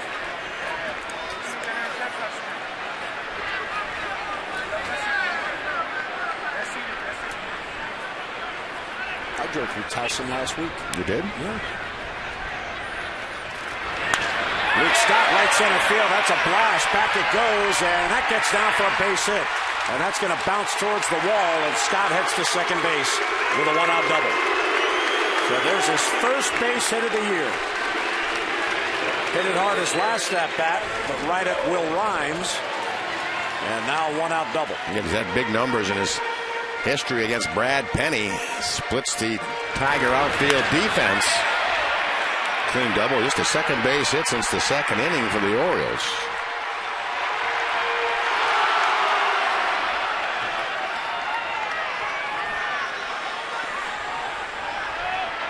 So Another opportunity for the Orioles. Here's Adam Jones. Adam does not yet have an RBI on the year. Well, Vladdy hit the first home run of the season. There's Luke's first base hit. Jones now looking for a first RBI.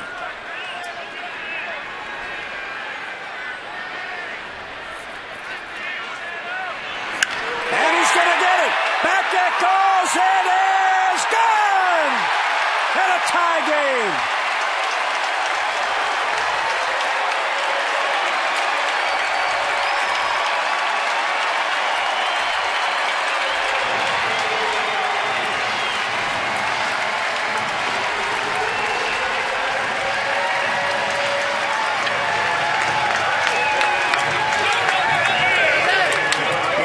A bunt single and a run in the second. Now a blast. Well, the ball was intended to be away. It runs right back, and Brad Penny won't even look at it. Just a bullet into the left field seats. About 15 rows up, no doubt about it. So Adam Jones on what is becoming a night of firsts. His first home run, his first RBI as he chases Brad Penny. We have a new game. It's all tied at 4 in the 6th.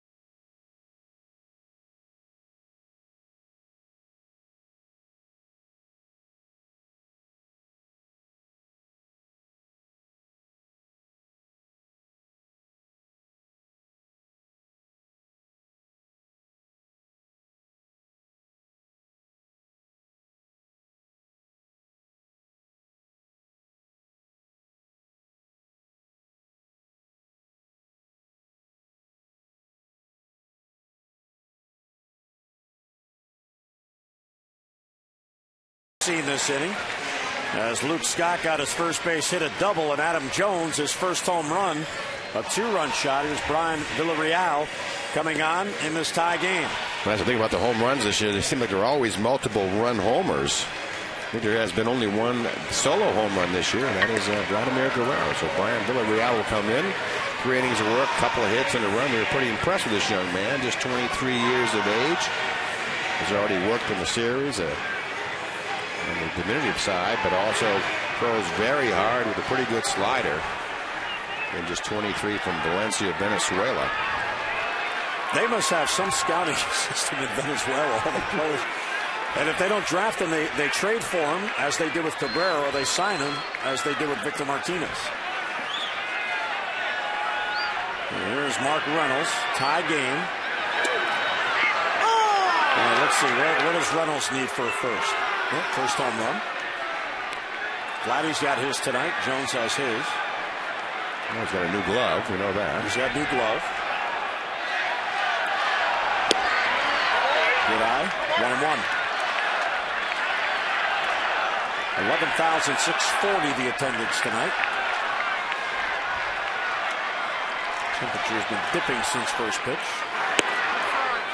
Again, a good eye. Takes a close pitch. 2-1.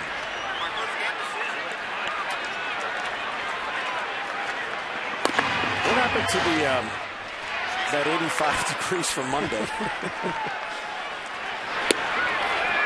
On the corner, 2-2. I believe it's going to warm up for the weekend. I haven't looked that far ahead. Bonnie mentioned something to me about temperatures increasing this weekend. And I always listen to my wife. So. There's a definite chance of weather.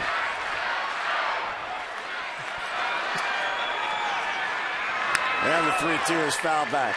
There's Reynolds' fastball to hit, 94 mile an hour. So Penny chased because of that long ball by Adam Jones. 5 1/3, 4 runs on 6 hits. 3 walks, 3 Ks, and a couple of home runs. Responsible for 3 of the 4 runs. Reynolds fouls it back.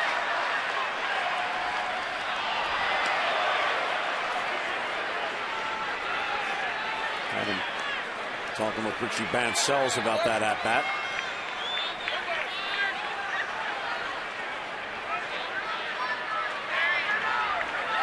Another 3-2 pitch. Outside ball 4, and there's a walk with one down. So Mark Reynolds, Mike, showing a pretty good batting eye early on as an Oriole. Yeah, that he has. The first pitch starts off that breaking ball on the inside part of the plate, and stays with it. And tries to move to the outside part of the plate. Evens up the count at 2-2. Reynolds won't chase. Fouls off a pretty good pitch to hit. Another pretty good pitch to hit. And lays off a pretty tough low and away breaking ball. So pretty good at bat for Mark Reynolds. Matt Wheeler's check swing and he went too far. That's a strike. Wheeler's back in the number 8 spot. Twice has grounded out to Will Rhymes at second. And the first went for a double play.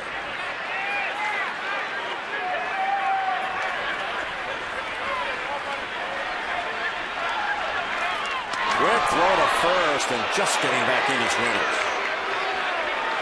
The Orioles in the first 5 games of the season had hit a total of just 3 home runs. As we get a look at Reynolds getting back in, that's a pretty quick move.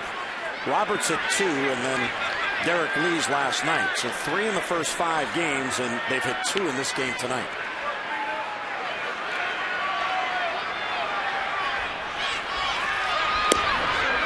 Just outside. I said only Guerrero is a solo. All multiple run homers. Yeah, Vladdy's home run, he had 4 hits coming in, and they were all singles. So there's a lot of those. Getting them out of the way tonight. Fill in the columns. Line drive towards left center field. Austin Jackson and runs it down. Wow, can he cover ground? He was shading the other way, and he made it look easy. 2 out. Well, those low line drives are tough reads for the center fielder. That ball was hit right on the button.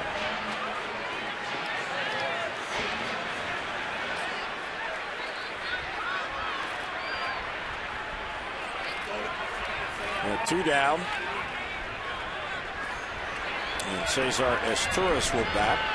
Worked the walk in the 5th, and on Roberts' double on a 3-2 pitch, he made it to 3rd, but was held. Looked to us a little guilty of watching the ball in play instead of picking up the coach. Cost him a couple of steps, and Russell held him.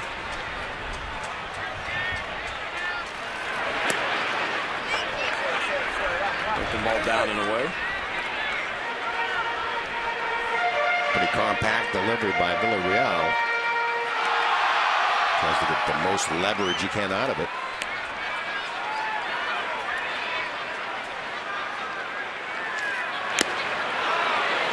Esturas can't catch up to that pitch.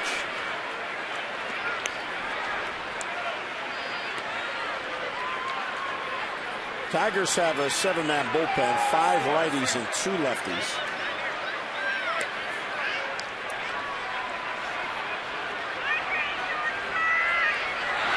Line drive, that is foul the other way. Just poked it past the 3rd baseman, Don Kelly.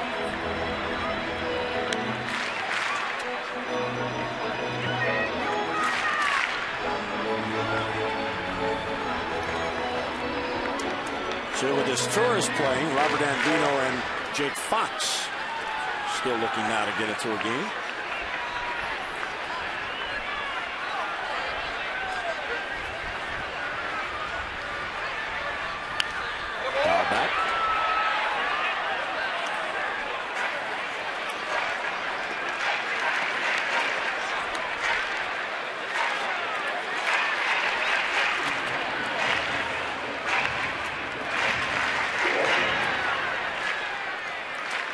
Cardinals work the walk.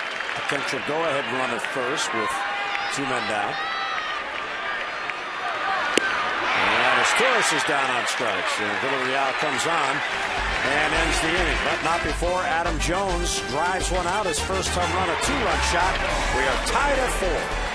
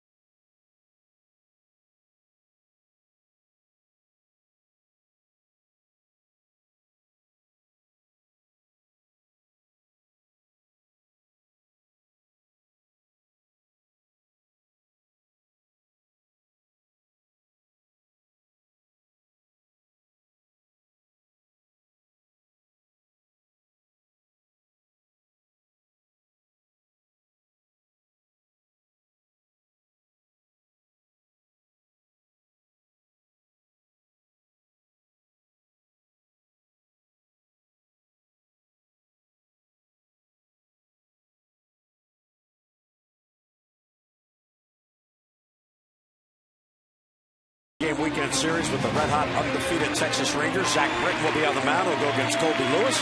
Coverage on Masson 2 HD begins at 6:30 with O's Extra, presented by Verizon Wireless, followed by game coverage at 7 o'clock. We've got all the access you need right here on Masson.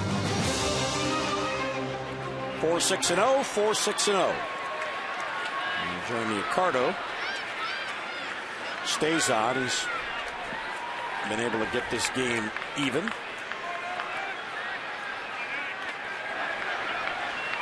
Here's Alex Avila.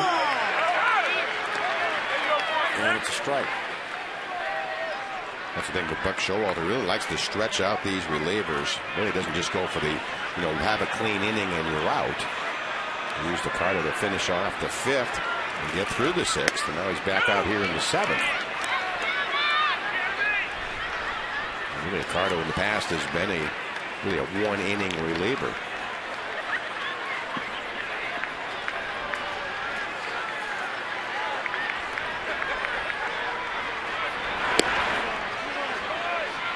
Taken, ball 2. Well, the bullpen really has an opportunity to be a real strength on this team. And we saw what they could do, in particular the first 4 games, when the starters did so well. So how about Avila the last couple of nights? Yeah, it's had a couple of big nights. He had a double and 2 RBIs and a home run last night. Career high 5 RBIs, and also has a home run tonight in the 5th inning. But anything that's been on the inside half of the plate, he's been able to turn on it. Inside ball 3. They're just going to try to stay away from him.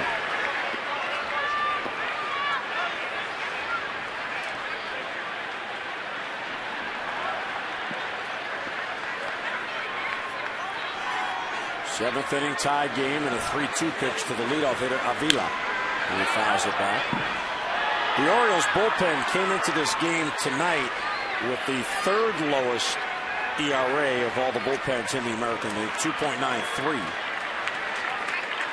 5 earned runs, 3 on solo home runs, 3 solo shots, and 15 in the 3rd innings.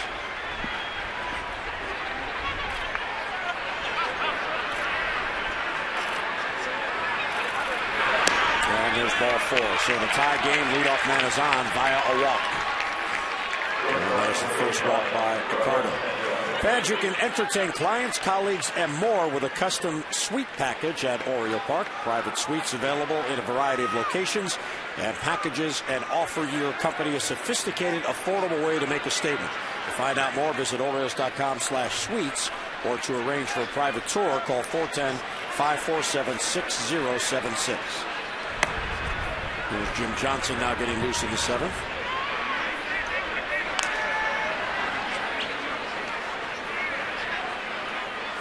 Well, Reynolds weighing at third base, anticipating the possibility of a bunt. Tie ball game. Watch Reynolds will creep in.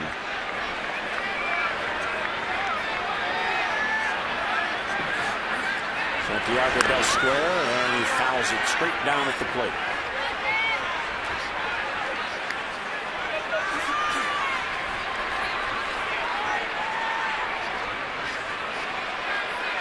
The Tigers have 2 sacrifice bunts on the young season. The Orioles do not yet have a sacrifice bunt.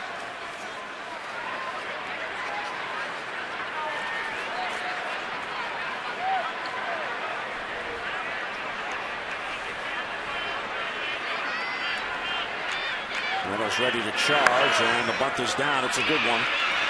Ricardo will get it to first base, so the sacrifice successful. Down to second base goes Alex Avila. The potential tie-breaking run now in scoring position with 1 down. Yeah, productive out for the Tigers. Flips it over to the top of the order.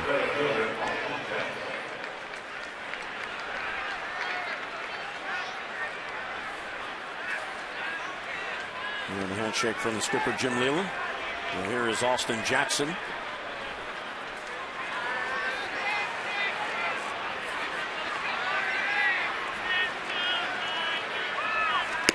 There's a strike.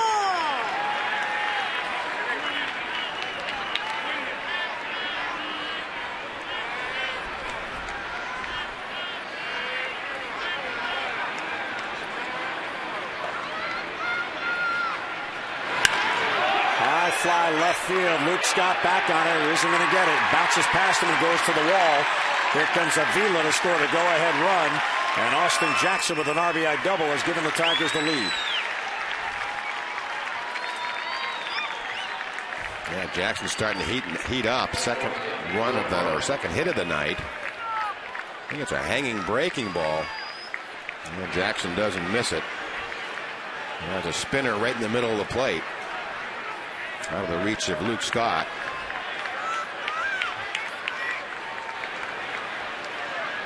Well, Buck Showalter now out to the mound. Jim Johnson will be brought on. Another runner in scoring position with 1 down. So Ricardo leaves. He goes an inning and 2/3. Here comes Johnson in the 7th.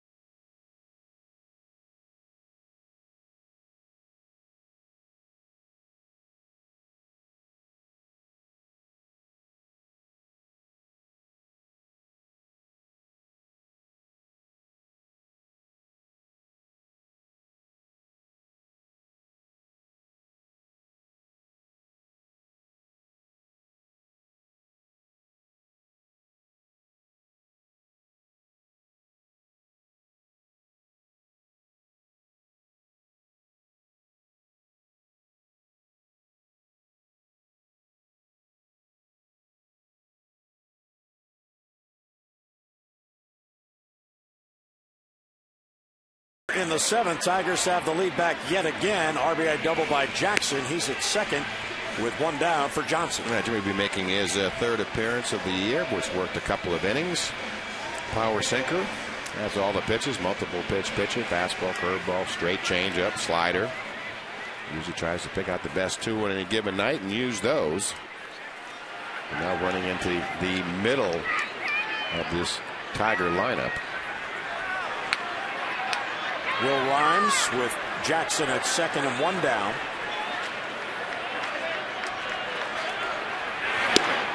Johnson misses down and in, 1-0. Rhymes walked and scored in the fifth. There have been only 3 walks allowed by Oriole pitching tonight, but 2 have scored.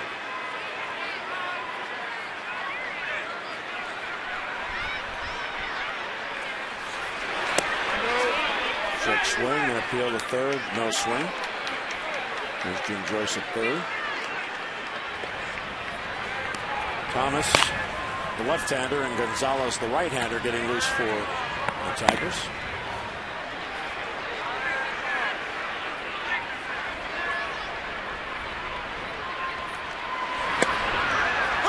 Perfect pitch on the outside corner.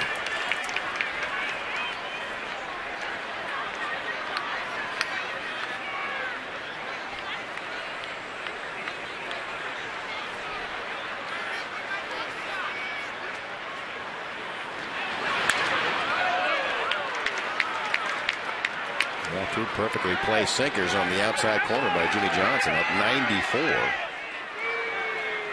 It's not only the velocity, but it's that late movement and accuracy. We've seen Rhymes do it all night, just trying to slap it to left. They'll play about as shallow in the outfield as you'll see. And he got him. So Rhymes chases a pitch as Johnson gets a big out on a strikeout. And 2 men down. Yeah, Jimmy Johnson just really overpowers him. Look at the late movement. Bottom fell out of it. 92.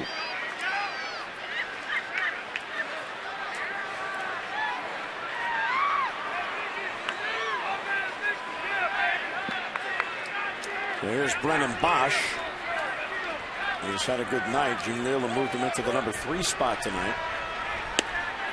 Takes ball 1. He's got a couple of hits and drove in a run in the 5th. A little bit of a lineup adjustment by Jimmy Leland tonight.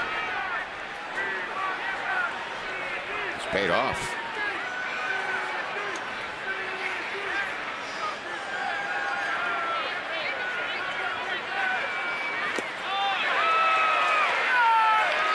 Swing and a miss there. He might have foul tipped it. And the Readers blocked it.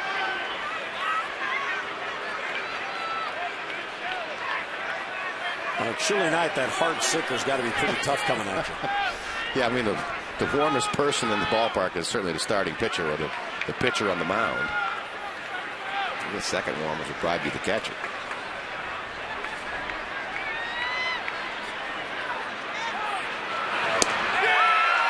Gets it by him again, 1 and 2. Again, he has all the weapons that you need. Jimmy Johnson's his slider.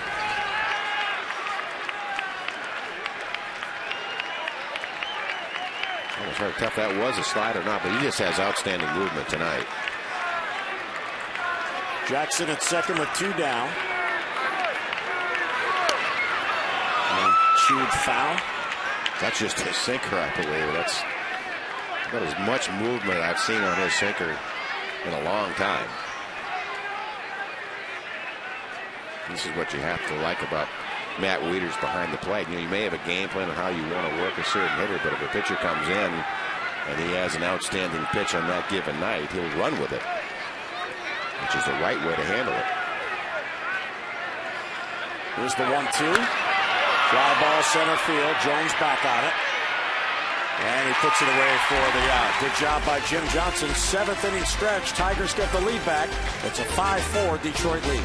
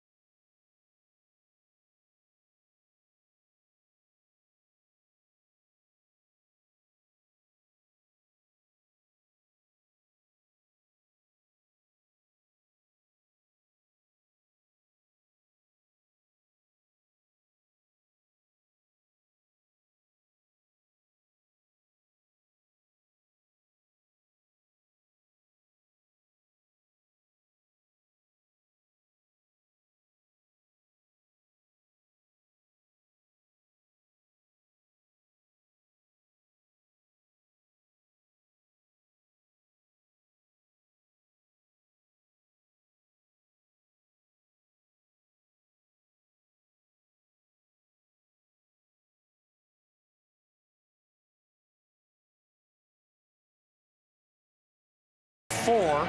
And now a game of bullpens. Jim Hunter and Mike Flanagan at Camden Yards. And a tough night so far for the Orioles. They keep battling back. They have not yet been able to get the lead.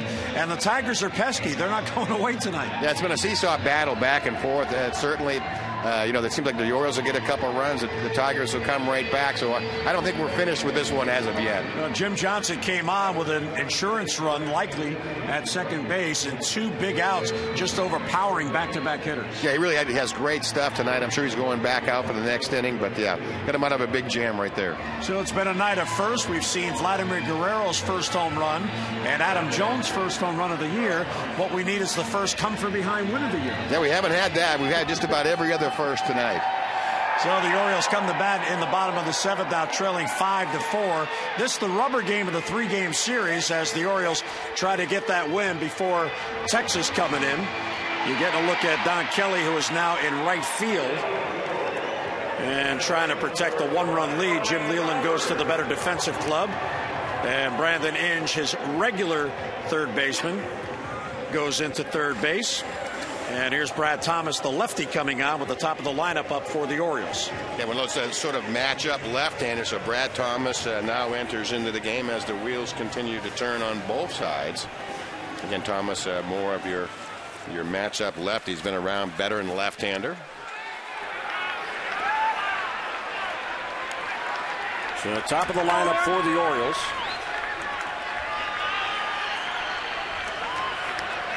Roberts will flip over to the right side, and then Markakis on deck, a lefty, so that's why Thomas comes in. And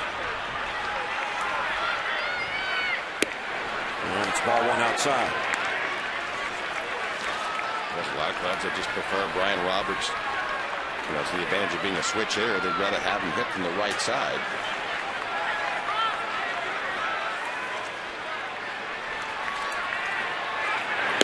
There's a strike. Brian took all the way. So Villarreal goes 2/3 of an inning. He did not allow a run nor a hit. He walked 1, struck out 1. Now it's Thomas.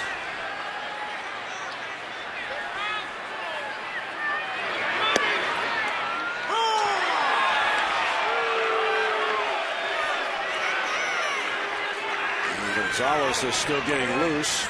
Derek Lee, the third batter this inning, a right-handed batter. Yeah, but you would assume that's who he is getting ready for. Expecting to face Roberts and Markakis. Ground ball through the middle, and there's a base hit for Brian Roberts. So the Orioles get the tying run on, leading off in the 7th. Brian Roberts has his second multi-hit game of the year. You can follow the Orioles with the MLB.com At-Bat 2011 app for your iPhone, your iPad, your Android, or your BlackBerry. Get scores, stats, highlights, live audio, pitch-by-pitch tracking, and more. Text At-Bat to 31826 or visit Orioles.com for all the details. And Nick Markakis now.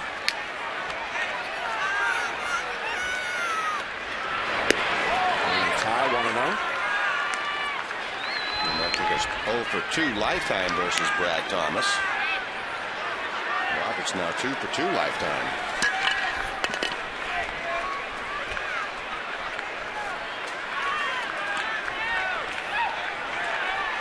(102) Markakis swings through the big healthy cut. Yeah, 92-mile-an-hour fastball. That's an April fastball by Brad Thomas. Usually thrown kind of to the middle to the upper 80s.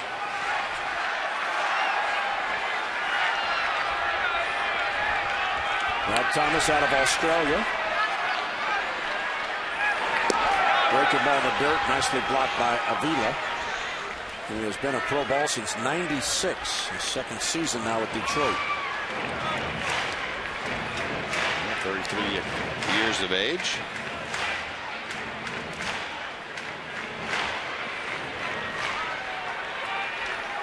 He's played in Korea, played in Japan, he's played all over.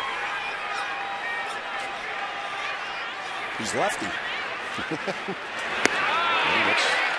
That's true.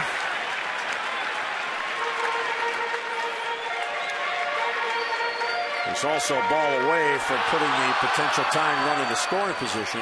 3-1 on Markakis. Roberts on at first following a leadoff single. I said this is definitely his last hitter.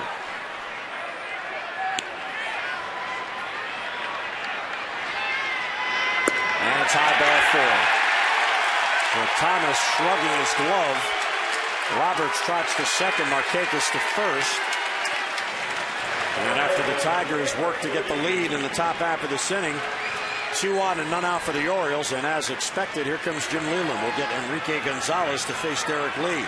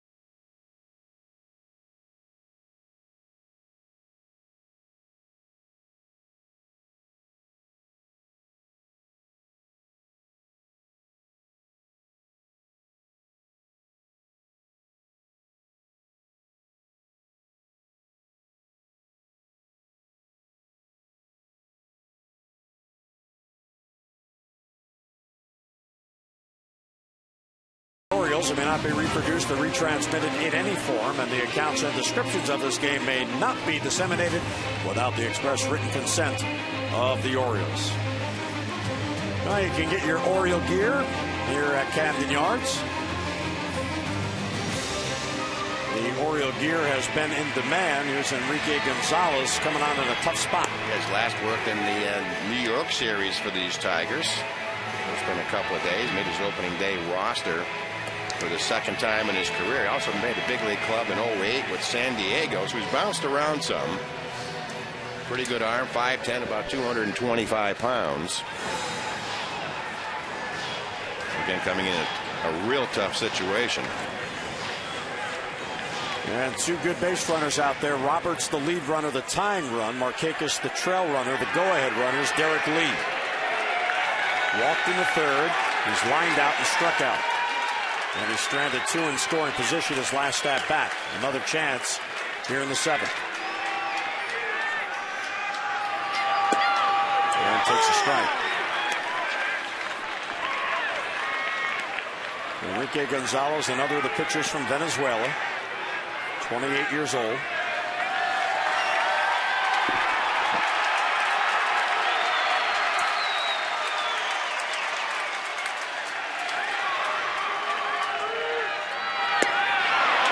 Swings through it, 0-2. 93-mile-an-hour fastball.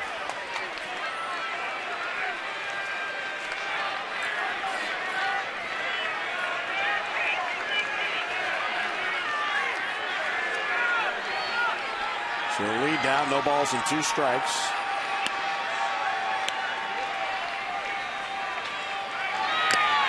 And it just did get a piece. A little shorter stroke that he'll use when he's down in the count. Skipper looking on. And Leland as well.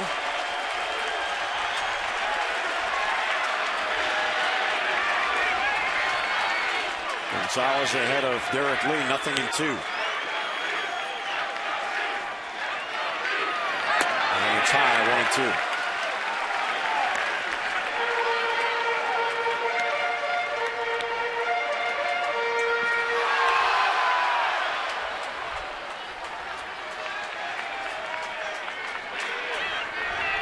Guerrero's 2 for 5 tonight.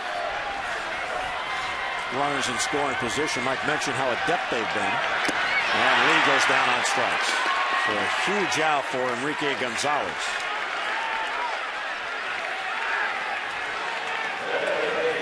Yeah, back-to-back strikeouts now for Derek Lee. 1-2 pitch up middle, the upper extreme of the strike zone.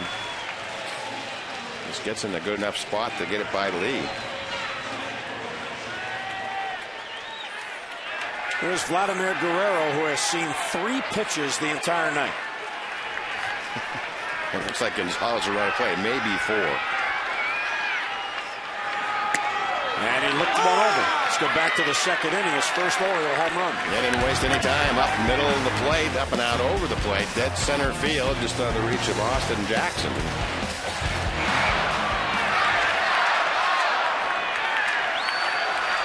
Orioles have had chances trying to cash through here in the 7th. Down by 1 run. Bounce towards the hole. There's a base hit to right field. Roberts is being set. Here's Kelly up with the throw. It's well off the mark, and the game is tied. Goes all the way back to the screen. Markakis takes third. Guerrero takes second. Vladdy comes through again.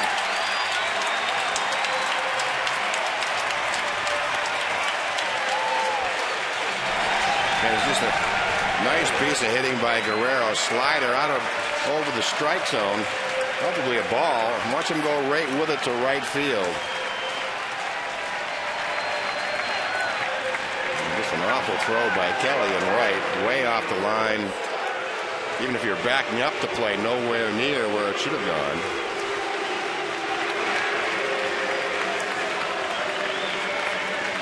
So Gonzalez threw a breaking ball that Vladimir took for a strike. So the strategy in that at-bat was go after the second pitch. Brian Roberts heading towards the plate, and he scores the tying run. And then you saw him turn to watch that ball go flying by him. So Luke Scott now with a chance to give the Orioles the lead. 2 in scoring position, and an intentional walk will be issued. Now, Jim Leyland, you have to do this because if he gets a double play ball by the next batter, he's out of the inning. And the next batter on deck is a right-handed batter. I think this goes back to sort of track record. There is a lefty in the pen, and obviously Leyland not wanting to go down this avenue of getting the lefty for a lefty and then have to go right back to another right-hander and use up your bullpen. And Luke Scott has hurt this club in the past. We'd go ahead and put him on. I mean, the odds of a double play by Adam Jones are probably not as likely with the good foot speed. But I think it's just more of a matchup that you can have maybe duck the bat of Luke Scott and push this further down the lineup. By the way, on that Kelly throw to the plate, Jim Henneman has ruled an error on that throw. That allowed the other runners to advance. So Markakis, Guerrero, and Luke Scott. And Adam Jones coming up. Jones has had a big night. Yeah, that he has. He hit a bunt single early on and also blasted one later on in the game. He's also made a couple of interesting defensive plays. Kind of been in the middle of all the action offensively and defensively tonight. Fans coming alive here. Good cut. Fouled it straight back. Yeah, very aggressive early in the count. I had to go look it up, and Adam did ground into 17 double plays last year. Brian Roberts on the bench after scoring the tying run. I think it was more getting around the Luke Scott at bat than it is about the double play on Adam Jones.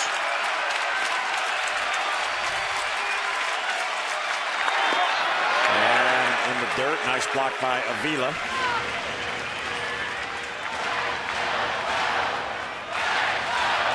On the count on Adam Jones. Robert Andino on the bench. There's PA with the woolen hat on this chilly night.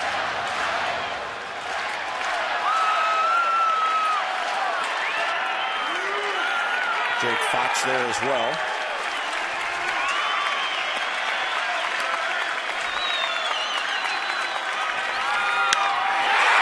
fly ball center field, chasing Jackson back, and he reaches up and makes the catch. Markakis tags, he comes towards the plate, and the Orioles have the lead. It's a sac fly and an RBI for Jones.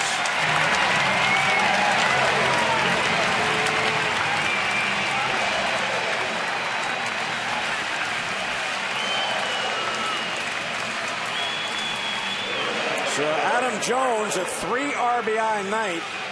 And Jackson, a tremendous catch, but it goes as a sac fly. A nice read by Jackson. He had to get on his horse. Looked like Adam Jones one-handed it, but the ball really carried well. Now that the Orioles have the lead, Buck Showalter sends Felix P.A. to pinch run for Luke Scott. He'll stay in the game defensively in left field. And Brian Roberts on the bench. He got the tying run. Markakis gets the go-ahead run. And here's Mark Reynolds.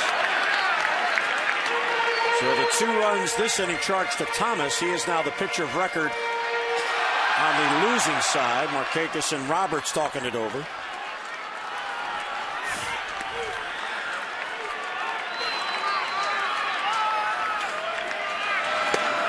Reynolds swings through it, 1-1.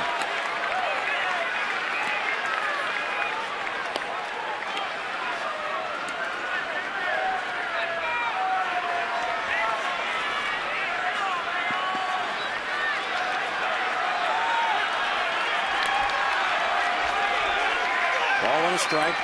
2 on and 2 out. Good eye by Reynolds.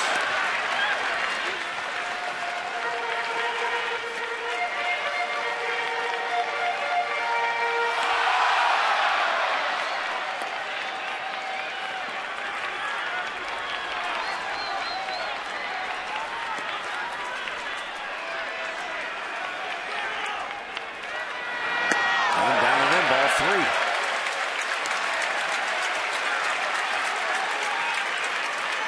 Brian Roberts on the bench.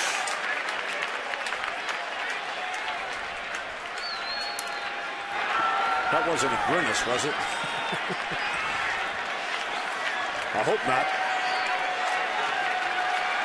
Maybe he was just grabbing his leg to stretch. It's chilly. There are the runners. Guerrero and P.A. Reynolds swings through at the count full, which actually now gives the Orioles an advantage because the runners will be off at the pitch, and Vladimir Guerrero is, well, the speed is in the latter years. The thing is, he's still a good base runner. Yes. So Guerrero and P.A. will be off at the pitch on 3-2. They go. Line drive. That is a base hit down the left field line. Here's Guerrero to score. P.A. right behind him. He'll score standing up. And the Orioles get a huge hit from Reynolds and a 3-run lead.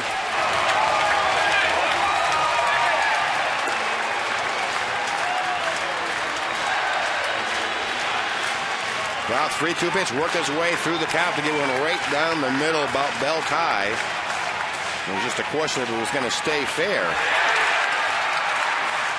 About 2 feet inside the line, and again, with being a 3-2 count, P.A. who's in running for Luke Scott will score, who was intentionally walked will score all the way.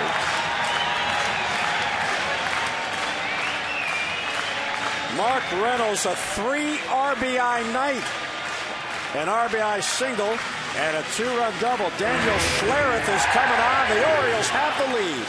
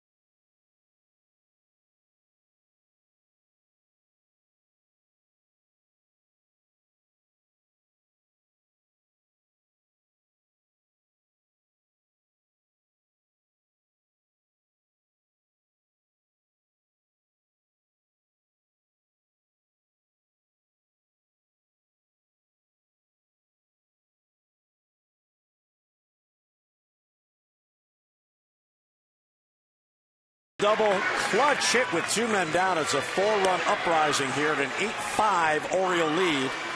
Adam Jones has had a big night. His sac fly got a run in this inning, which gave the Orioles the lead, and Reynolds pads it. Brian Roberts got this going with a leadoff single this inning.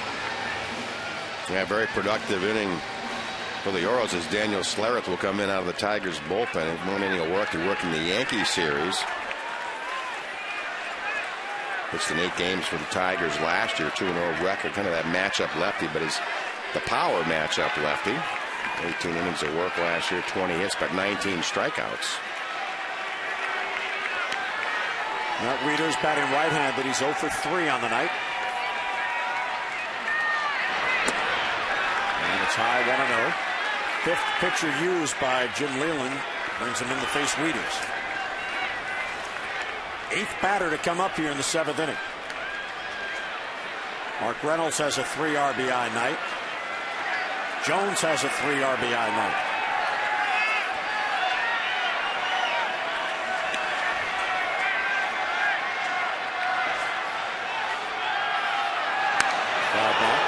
Mike, we're seeing tonight, I got to believe, exactly what Andy McPhail was envisioning when he put this team together for Buck Showalter in the winter, because the one thing in this lineup that has been lacking over the last several years is damage up and down the lineup. That depth in the lineup, the balance in the lineup.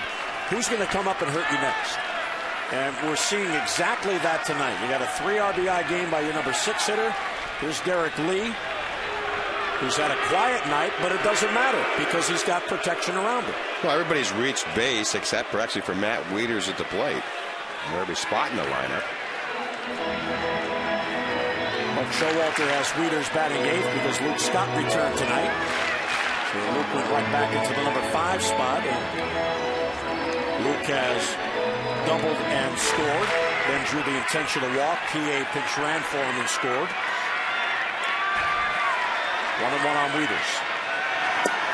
Good breaking ball, 1-2. Well, what this inning does by adding these runs at the 4 spot takes the pressure off of the Oriole defense when they go back out in the field, because Miguel Cabrera is leading off the inning.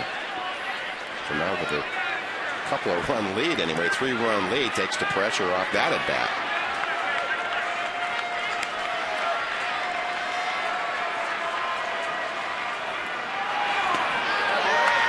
Checked in time, 2-2. Minor leagues tonight. Delmarva came back and won over Greensboro 2-1.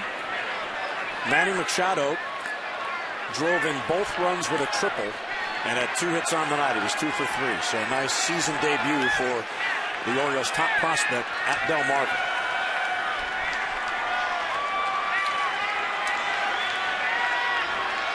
Matt Wieters never saw Delmarva. 2-2 on him. Big foul. That breaking ball hung a little bit, and Wieters was out in front of it.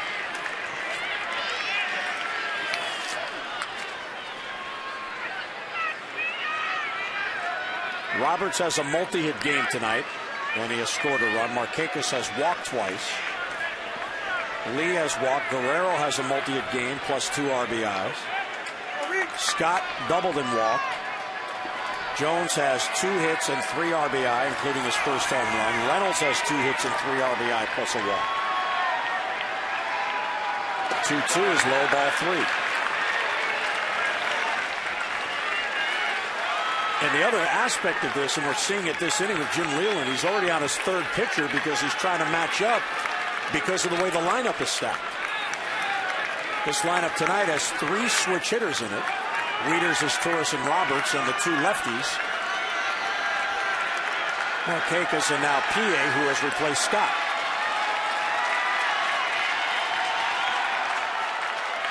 Three-2 is high, ball 4. So Wieters fell behind in the count, works the walk. And the Orioles have batted around. For the first time this season. Yeah, it's been the case of a little ball this inning, using the base on balls, actually using the intentional walk against the Tigers.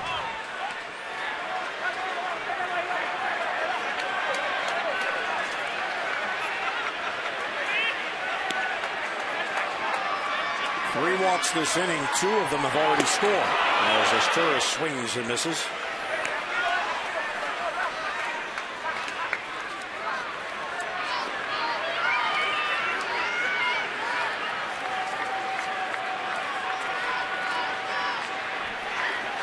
Adam Jones, a big night.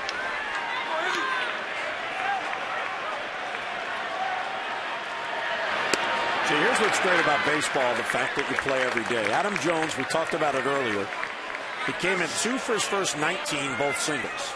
Well, he's now 2 for his last 3 with 3 RBIs. So you look at it from that perspective. You start a trend from wherever that trend begins. It may have all started with a bunt single. Line drive, base hit for Asturias to center field.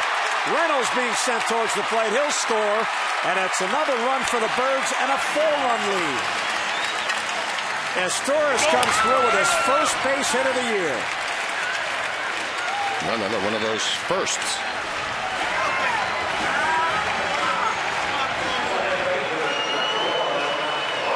So it's pitch from Schlereth, low middle of the plate, and Asturias all over it.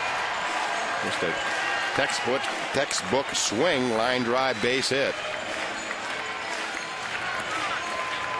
7 runs the last inning and 2/3.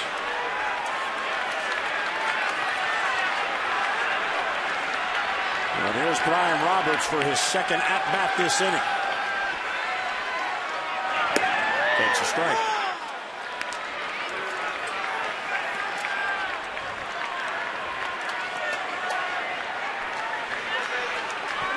Orioles now have 10 base hits.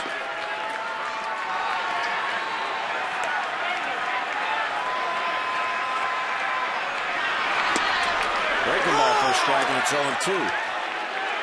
Their season high in hits came in the win Sunday at Tampa. They had 11. And on those 11 hits, they scored 5 runs. Tonight, they have 10 hits, and they've scored 9.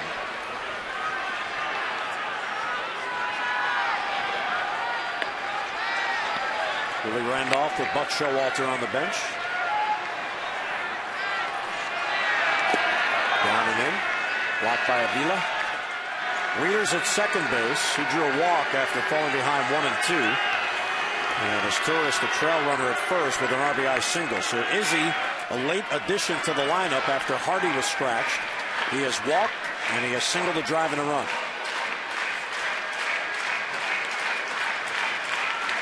And Mark Reynolds on the bench. Jimmy Johnson's been sitting a long time now.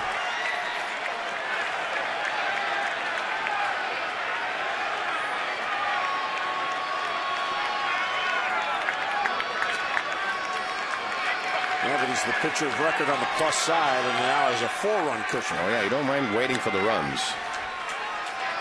0-2 strikes on Roberts.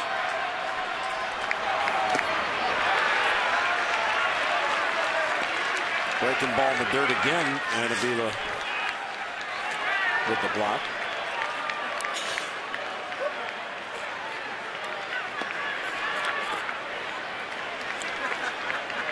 Well, last night, the Orioles got 6 base runners in 8 innings against Verlander. In this inning, they've had 7 base runners. Just this inning. 2-2 grounded towards shortstop. Fielded there by Santiago. Goes to second for the force on the sliding Asturias and the Orioles end. But a huge inning for the Orioles. They bat around 10 men to the plate, score 5, and will head to the 8th. The Orioles now with a 9-5 lead.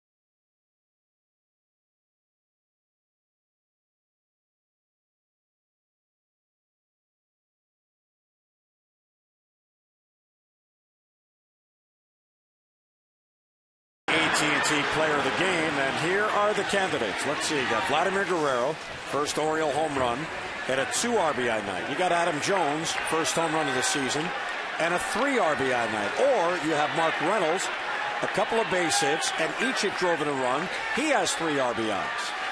A, B, or C to 51862. Have your voice heard.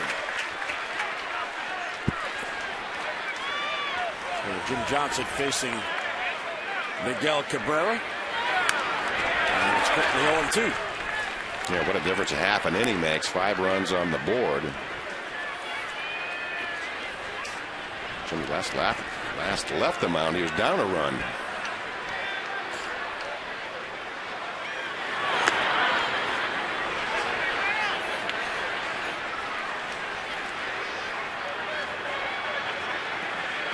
He inherited a runner at second and 1 down. Struck out Rhymes and got Bosch.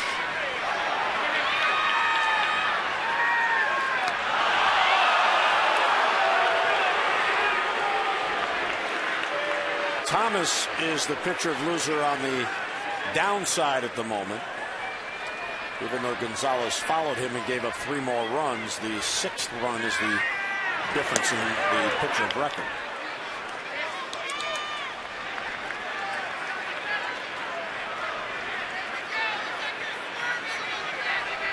We have 2-2 on Cabrera. Inside ball 3. The amazing thing about Cabrera, he's a slugger, he's a contact hitter, he's a run producer, and he's got a great batting eye. And he's got the entire package. And then he draws a walk.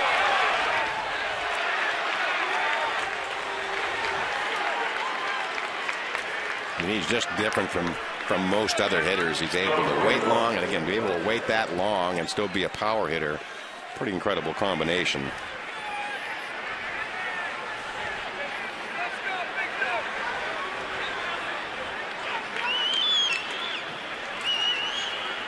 First walk allowed by Johnson on the young season.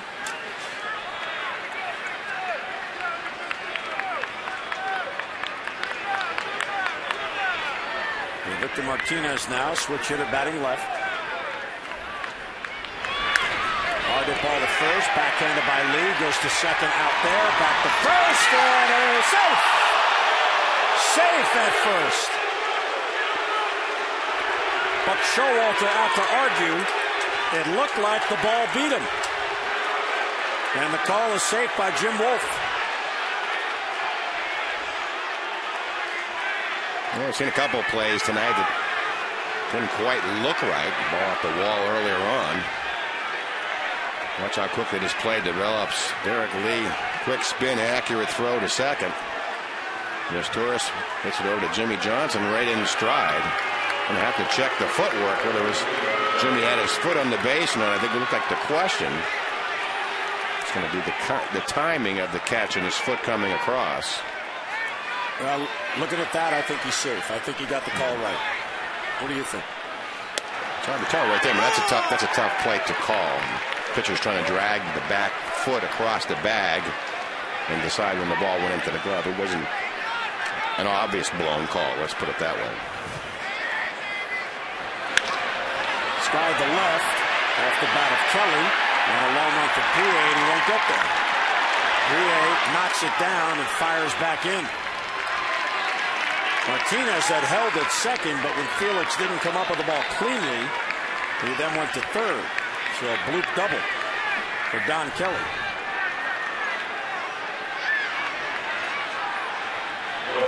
P.A. was pinching towards center field, so that ball, even though it was 8-10 feet inside the line, no chance for P.A. to make the play. You saw Buck Showalter just hanging up the phone to the bullpen. There's some scrambling going on out there. 1 down, 2 in scoring position. There's Koji Uehara taking the warm-up jacket off. And Johnson misses high.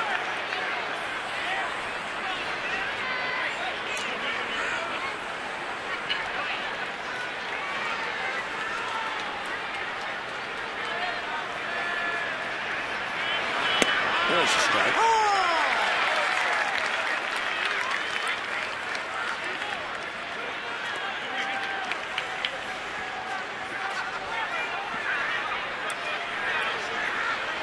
Rayburn is hitless on the night.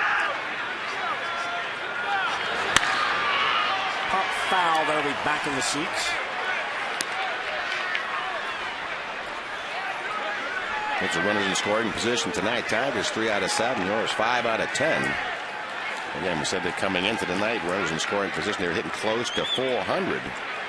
Major League Baseball's best.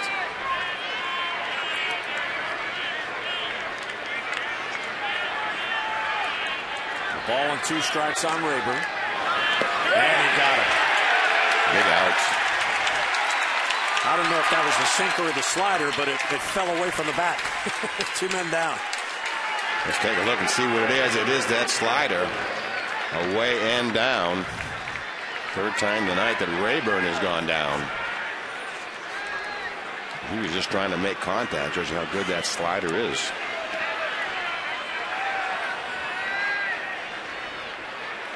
And here is Alex Avila, who has had a huge couple of days. He was homer tonight. He's also walked and scored. There's a strike.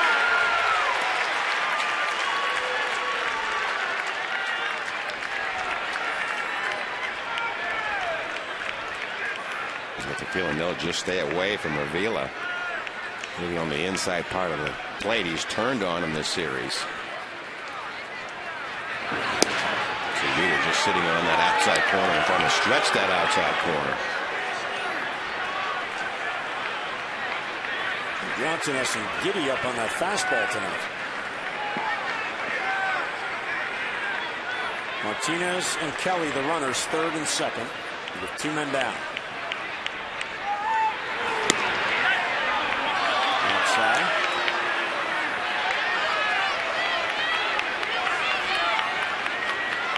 Tillman went 4 2/3. Accardo an inning and 2/3. And now Jim Johnson. Jim Leyland has seen his team lose a 2-0 lead, a 4-2 lead, and a 5-4 lead. 2-2. Let's take a look at what a 97-mile-an-hour fastball looks like with movement.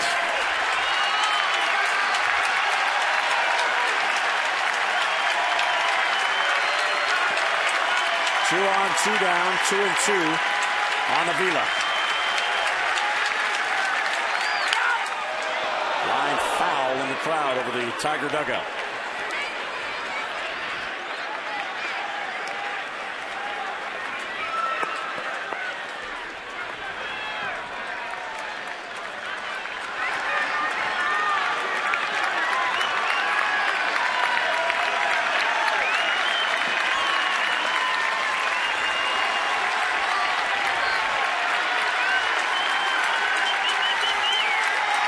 Is poked towards left. Long run for PA. Still coming. He can't get it, but it's foul.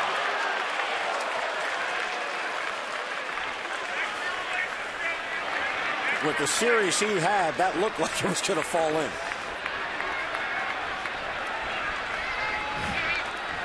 Well, still trying to make him beat the Orioles to the opposite field. Almost didn't seem like he'd be able to get one down in that corner. PA over and in towards the line. I think Avila's lucky back. What a big series.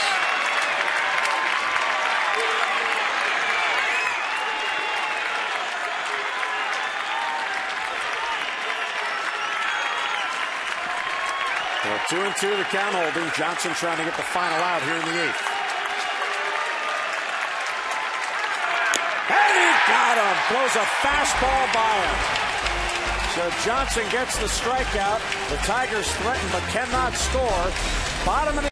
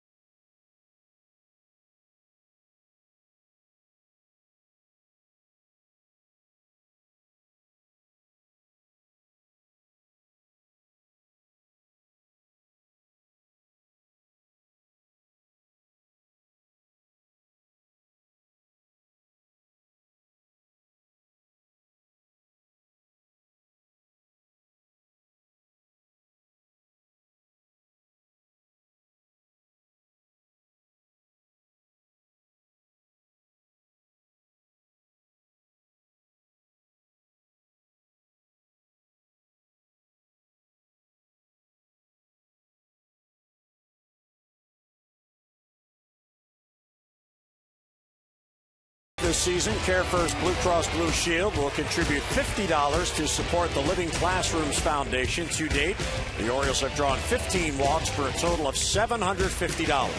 CareFirst Blue Cross Blue Shield encourages each of us to take that first step towards a healthier and more active lifestyle.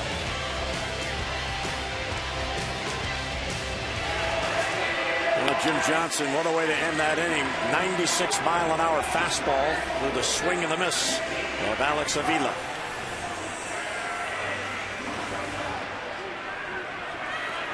And the Orioles now 3 outs away from getting the rubber game in this series and improving to 5-1. Markakis will lead off. Lee and Guerrero will follow. Schlereth stays on.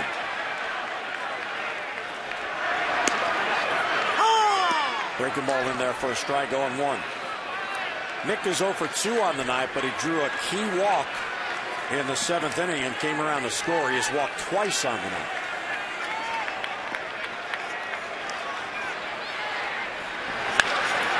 Popped up, shallow left. Rayburn is there. And he's got it for the out, 1 away.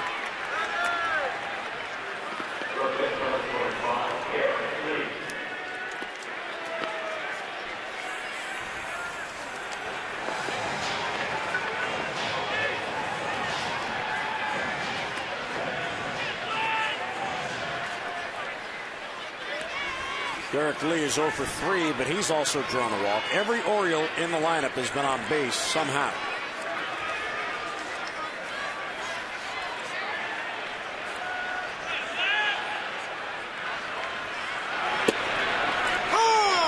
Strike taken by Derek Lee. This lineup tonight is showing the balance that it has.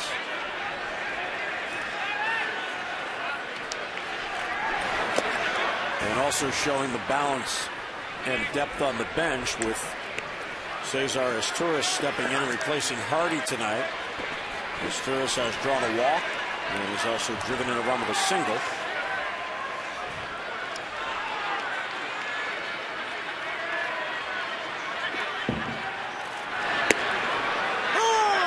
Breaks right in there for a strike. 1-2 on Derek Lee. And Koji still on the mound. Looks like he might come in for the ninth. Yeah, if he's counting on it.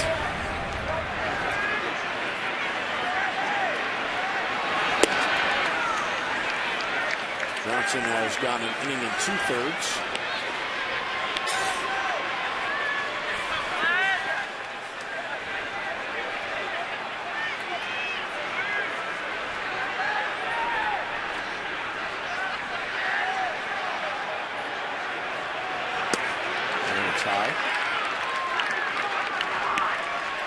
The other thing we're learning as we observe Buck Showalter, and of course different this year because it's a different team than last year, but he really has a knack, Mike, of how he uses his relievers, where he doesn't overuse them, overextend them as Derek Lee pops it up. Right fielder Kelly and 2 down. Only once in now the first 6 games of the year has he used 4 relievers in a game, and that was the second game in Tampa, the game that Greg came on and got the save. Yeah, he really likes to extend the bullpen. You can see with even his use of Jeremy Accardo tonight. Use the pitcher to get out of an inning, then he'll finish that other inning, and he'll start really the 3rd inning for you. I believe he's stretching out that bullpen.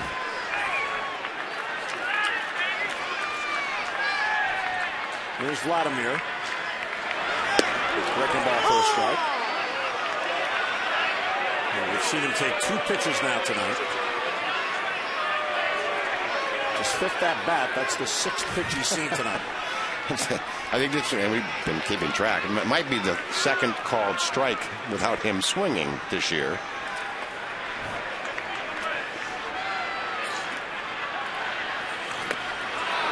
Breaking ball, swings through it. It's 0-2.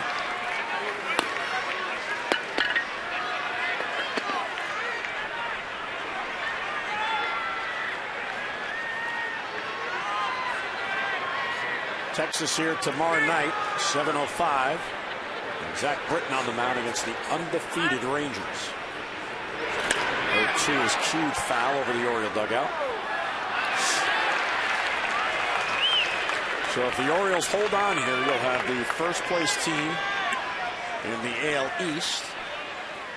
That's 5-1 against the first place team in the AL West. That's 6-0, and the Rangers are the lone remaining undefeated team. Now that was a defensive swing. Oops, what's that? I better foul it off. And you can see he won't make eye contact with the dugout. This is what's called an emergency swing. The smile on his face. Oh, he is so much fun to watch. He's still biting back the smile, trying to regroup.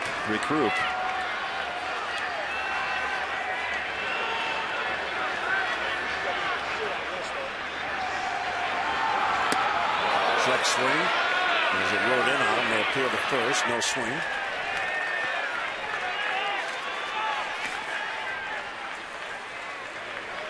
He's a future Hall of Famer, and you love his enthusiasm at this stage of his career.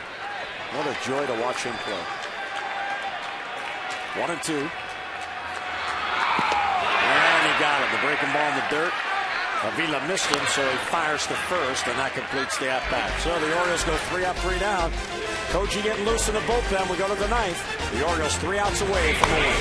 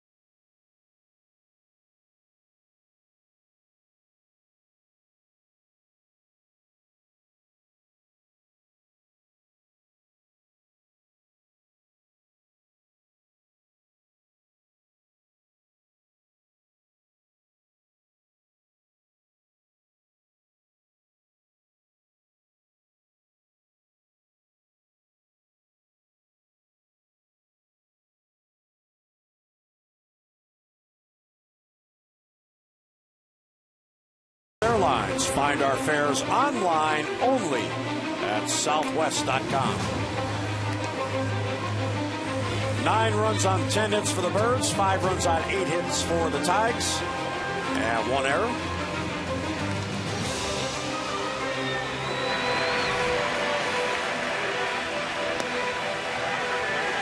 Tigers, a nickname of the Tigers. Making up my own. Are you talking to me? Or are you just making it up as you go along? I'm talking to somebody in my ears, wonder what the heck I just said. That's a nickname. Oh, I thought you said the Tides. I thought you were thinking about Norfolk or something. No. You know, I saw Al Kaline tonight. I had a nice chat with Al. Alkaline.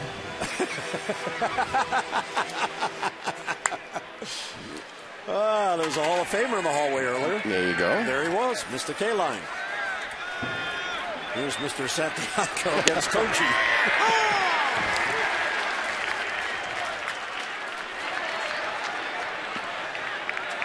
Well, Koji worked in game 1 of this series, had an uneventful 9th inning, 3 up, 3 down, went through the 7, 8, 9 hitters in the order.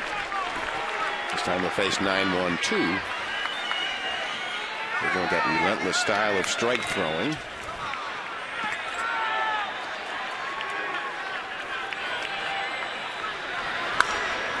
And fouled out of play.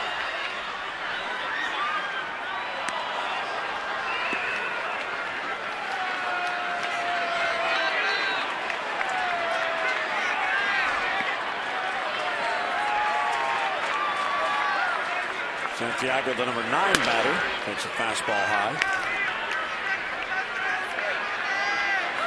Coach is sitting right around 88 miles an hour.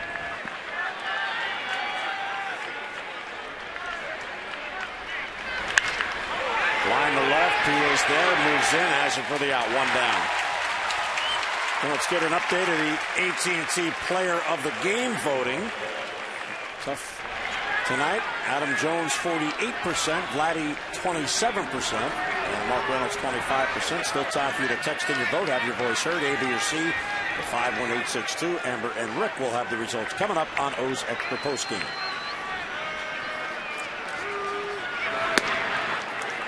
And fastball inside to Austin Jackson, 1-0.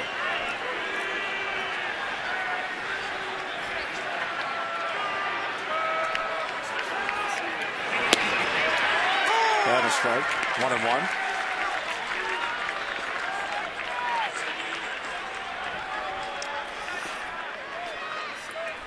High pop up, shallow right. Here's Markakis. You all right? No, I'm still taking heat.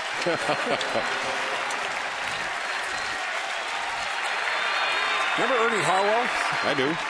Very well. And they used to call his team the Tides all the time.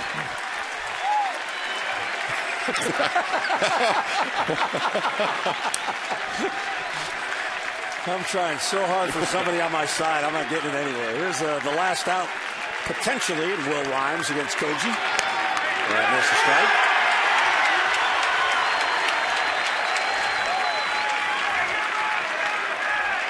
Last run Koji allowed was last year to the Tigers. He's an out away from the 3-up, 3-down inning. Rhymes fouls it off. Kind of Koji's signature, 0-2 ahead, just keeps attacking the zone.